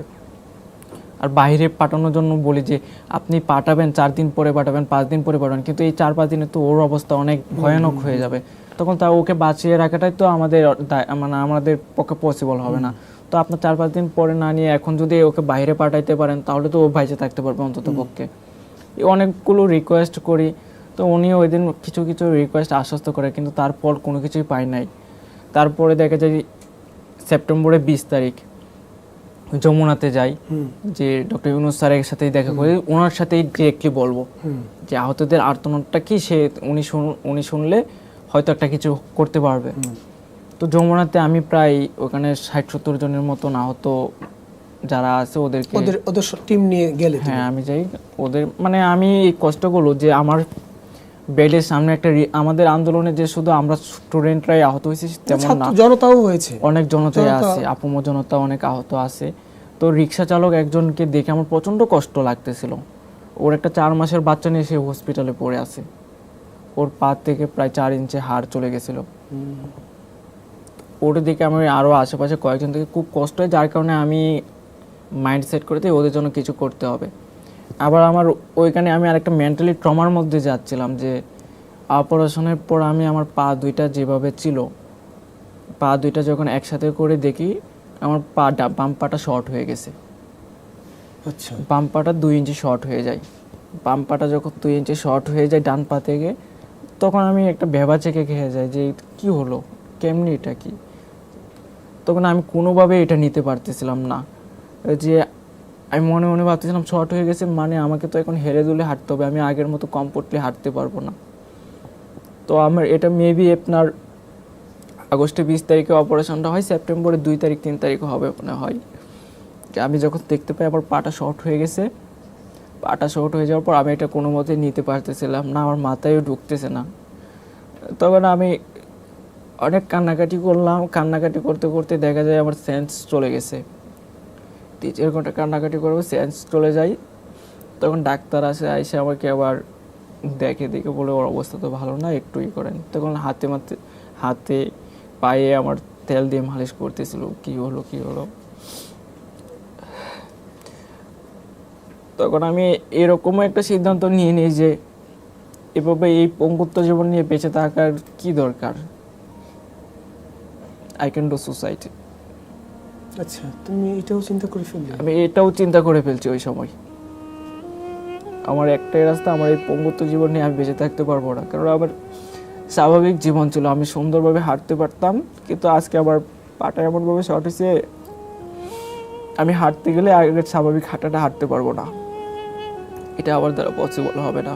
যখন ডাক্তারও বলে যে সমস্যা না, একটু হেরে দুলে হাঁটলে সমস্যা হবে না, কিন্তু আমি আমার মাথায় কোনো মতে এটা ঢুকাইতে পারতেছি না যে সমস্যা হবে না। আমি এটা আমার মানতেই পারতেছি না যে আমাকে এভাবে হাঁটতে হবে, আমি এভাবে হাঁটবো। তখন আমি এক পর্যায়ে আমি সিদ্ধান্ত নিয়েছি যে আমাকে এভাবে আমি থাকতে পারবো না, আমি কারো সামনেও যাইতে পারবো না। এখন আমার একটাই রাস্তা, হয় আমাকে সুসাইড করতে হবে। তো আমি সুসাইড করার মতন একটা প্ল্যান করে ফেলি, মাথায় ঢুকে পড়ে যে হ্যাঁ, এই জীবনে বেঁচে থাকার থেকে আমার পরপারই অনেক ভালো হবে। তখন আমাকে সবাই, আম্মু, আমার লাইফ পার্টনার, আরও কয়েকজন আছে, ফ্রেন্ড আছে, ওরা আমাকে অনেক বোঝাইতে চেষ্টা করে যে এটা কোনো সমস্যা না, তুমি যদি সমস্যা ফেস করো তাহলে 1 বছর পরে আমরা লাগলে আবার অপারেশন করবো, পাটা আপাতত এভাবে থাক, জয়েন্ট নেওয়ার পরে আবার আমরা অপারেশন করবো, হাড়টা কাইটে আমরা 2 ইঞ্চি বড় করে দিব তোমার। এটা আবার করতে গেলে আবার অনেক সমস্যা, ক্রিটিক্যাল একটা অপারেশন হবে। তো আমি কোনো মতে এটা নিতে পারতেছিলাম না, আমি কারো কথায় আমি শান্ত হতেছিলাম না। আমার কি পরিমাণ মেন্টালি ট্রমার মধ্যে দিয়ে আমি লাইফটা এখনো লিড করতেছি। হয়তো সারাদিন ওর সাথে কথা বলতেছি, কাজ করতেছি আহতদের নিয়ে, কিন্তু আমি এন্ড অফ ডে যখন আমি ঘুমাতে যাই তখন আমি নিজেকে কন্ট্রোল করতে পারি না। আমার ওই দিন ওই যে ঘটনা ঘটছিল 19শে জুলাই, সেটা আমি নিতে পারি না। তার মধ্যে আবার পাটা শট, আমাকে হেলে দুলে হাঁটতে হয়। আমি আমার স্বাভাবিক জীবনটা পাবো না, সেটার জন্য আমি অনেকটাই আপসেট। আমি এটা থেকে এখন পর্যন্ত বের হতে পারতেছি না। এখনো মাঝে মাঝে মাথায় ভূত চাপে যে এভাবে বেঁচে থাকার কি দরকার। এখন কি মনে হয় যে আন্দোলনে গিয়ে ভুল করেছিল? ভুল করেছিলাম এমনটা মনে হয় না, আবার অনেক সময় এমনটাও মনে হয় যখন দেখি যে আমরা যেটার লক্ষ্য নিয়ে, যে স্বাধীন বাংলাদেশ দেখার জন্য আমরা আন্দোলনটা করেছিলাম, অনেক সময় দেখি সেটা ব্যাহত হচ্ছে। ওই সময় বলি যে এমন আন্দোলন করতে না গিয়ে বাসায় বসে থাকাও তো ভালো ছিল। এত সহিংসতা দেখার জন্য, এত নৈরাজ্য দেখার জন্য তো আমরা আন্দোলন করি নাই। আমরা তো বাক স্বাধীনতা, গণতন্ত্র সবকিছু ফিরাই দিলাম। এই বাংলাদেশের যে আপামর জনতা, সবাই যে বাক স্বাধীনতা কেড়ে নিয়েছিল ফ্যাসিস্ট সরকার, সেই বাক স্বাধীনতা কিন্তু এই আহত 22,000-এর জন্য 1500 শহীদদের রক্তের বিনিময়ে কিন্তু ওরা ফিরে পাইছে। এখন তখন দেখি এই আহতদের সাথেই অনেকটা নাটকীয় কাজ হচ্ছে, তখন অনেক কষ্ট লাগে কি এটার জন্য তো ওরা যোগ্য না, এটার প্রাপ্য না। ওরা আহতদের সাথে যেগুলো হচ্ছে ওটা প্রাপ্য ওরা না। এখনো ছুটে বেড়াতে হচ্ছে আহতদের, যে ওদের প্রপার ট্রিটমেন্ট দরকার। মানে ওর কথা শুনলেন, আশ্বস্ত করলেন, কিন্তু আশ্বস্ত করলো আমরা নাই, ইমপ্লিমেন্ট এখনো হয়নি। আরেকটা ছিল কর্মসংস্থানের বিষয় নিয়ে কথা বলছিলাম। কর্মসংস্থান বিষয়টা হচ্ছে আসিফ নজরুল স্যার আমাদের বলে যে 2-3 দিনের মধ্যে রাষ্ট্রীয়ভাবে অ্যানাউন্স করবে যে আহত যারা আছে তাদের কোয়ালিফিকেশন অনুযায়ী তাদেরকে জব দেওয়া হবে, স্থায়ী একটা কর্মসংস্থান দেওয়া হবে। সেই জিনিসটা আমাদের ওই সময় বলে উনি এটা অ্যানাউন্স করবে 2-3 দিনের মধ্যে, কিন্তু এখন পর্যন্ত তিনি অ্যানাউন্স করে নাই। আরেকটা স্যার কথা বলছিল যে জুলাই গণঅভ্যুত্থান ফাউন্ডেশন করা হয়েছে, সরকার থেকে এখন পর্যন্ত কোনো ক্ষতিপূরণ হয়নি। জুলাই গণঅভ্যুত্থান ফাউন্ডেশন আছে, ওখান থেকে প্রাথমিকভাবে 1 লক্ষ টাকা আর নিহতদের ফ্যামিলিকে 5 লক্ষ করে টাকা দিবে। এটাও কিন্তু অনেকেই এখনও পাচ্ছে না, অনেকটা লম্বা সময় নিয়ে ওরা কাজ করতেছে। কেন এত লেট হচ্ছে সেটাও আমি জানি না। ওনাদেরকে বারবার প্রশ্ন করি কেন লেট হচ্ছে। এখনও তো অনেকেই আছে মেডিসিনের অভাবে। আমার ফোনে আপনার অনেকেই মেসেজ দিতেছে যে ভাই আমার তো মেডিসিনের টাকা নিয়ে একটু ব্যবস্থা করে দেন। এমনও আছে 50-60 জনকে আমি ডোনারের মাধ্যমে যে ওর মেডিসিন কেনার টাকাটা ম্যানেজ করেছি, 5,000-10,000 করে এরকম করে। আর অনেক হসপিটাল আছে যে ওরা আমাদের সাথে কমিউনিকেট করতেছে যে ভাই আমরা তো এখানে হসপিটালে থাকতে পারতেছি না, কীভাবে কী করব। তো আমি কয়েকটা ডোনার ম্যানেজ করে কোম্পানির সাথে কথা বলে আমি ওদেরকে ফান্ড ম্যানেজ করে দিই। তো ওরা আমার কাছে যেটা অ্যাকসেপ্ট করে যে আমি একটা কোনো কিছু ওদের জন্য করতে পারবো, সেটার জন্য আমি এই মেন্টালি ট্রমার মধ্যে থেকেও আমি ওদের জন্য কাজ করে যাচ্ছি। আজকে আমাদেরকে একটা ডেট জানানোর কথা যে আমাদের সাথে উপদেষ্টা প্যানেল বসবে। আমার সাথে কথা হয়েছিল কালকে রাতে, সে আমাকে জানাইছে বসবে। আমরা কিছু কোয়েশন করতে চাই যে উনি আসিফ নজরুল স্যার 20 সেপ্টেম্বর আমাদেরকে আশ্বস্ত করছে, কিন্তু তিনি এটা করেন নাই, কেন করেন নাই? তারপর আমাদের পুনর্বাসনটা কেন হচ্ছে না? এখন পর্যন্ত একটা স্পেশালাইজড হসপিটাল নিয়ে এদেরকে একটা মেডিকেল টিম, ডক্টরদের একটা, বাংলাদেশের যে বড় বড় ডাক্তার আছে সবাইকে একসাথে করে একটা মেডিকেল টিম করে দিয়ে তারপর ট্রিটমেন্ট দেওয়ার কথা ছিল, সেটাও করে নাই। এই প্রশ্নগুলো আমরা তাদেরকে করতে চাই, যার জন্য আমরা তাদেরকে বললাম যে আপনার হোল ক্যাবিনেট নিয়ে বসেন। তো ওরা বলছে বসবে, আজকে হয়তো টাইম জানাবে, তারপর দেখা যাক কী করা যায়। আমরাও জানতে চাই এটার আশু কি সমাধান হয়। সালমা, তোমাকে অনেক ধন্যবাদ, তুমি এরকম অসুস্থ অবস্থায় আমাদের স্টুডিওতে আসছো। ধন্যবাদ আপনাদেরকেও আমাদেরকে সুযোগ করে দেওয়ার জন্য। কথা আমরা শুনতে পেলাম, আমরা শোনাতে পেরেছি দর্শকদেরকে। অসংখ্য ধন্যবাদ তোমাকে। সুপ্রিয় দর্শক, এই ছিল আমাদের আজকের আলাপচারিতা। আমরাও চাই একটা সুন্দর বাংলাদেশ তৈরি হোক, যে বাংলাদেশের স্বপ্ন দেখে এই বৈষম্য বিরোধী ছাত্র আন্দোলন শুরু হয়েছিল এবং যার জয় আমরা পেয়েছি, কিন্তু কতটুকু সফল হতে পেরেছি আমরা জানি না। আমরা জানতে চাই যে সমস্ত আহত মানুষরা এখনও পর্যন্ত হাসপাতালের বেডে কাতরাচ্ছে, তাদের পুনর্বাসনের প্রয়োজন, তাদের চিকিৎসার প্রয়োজন।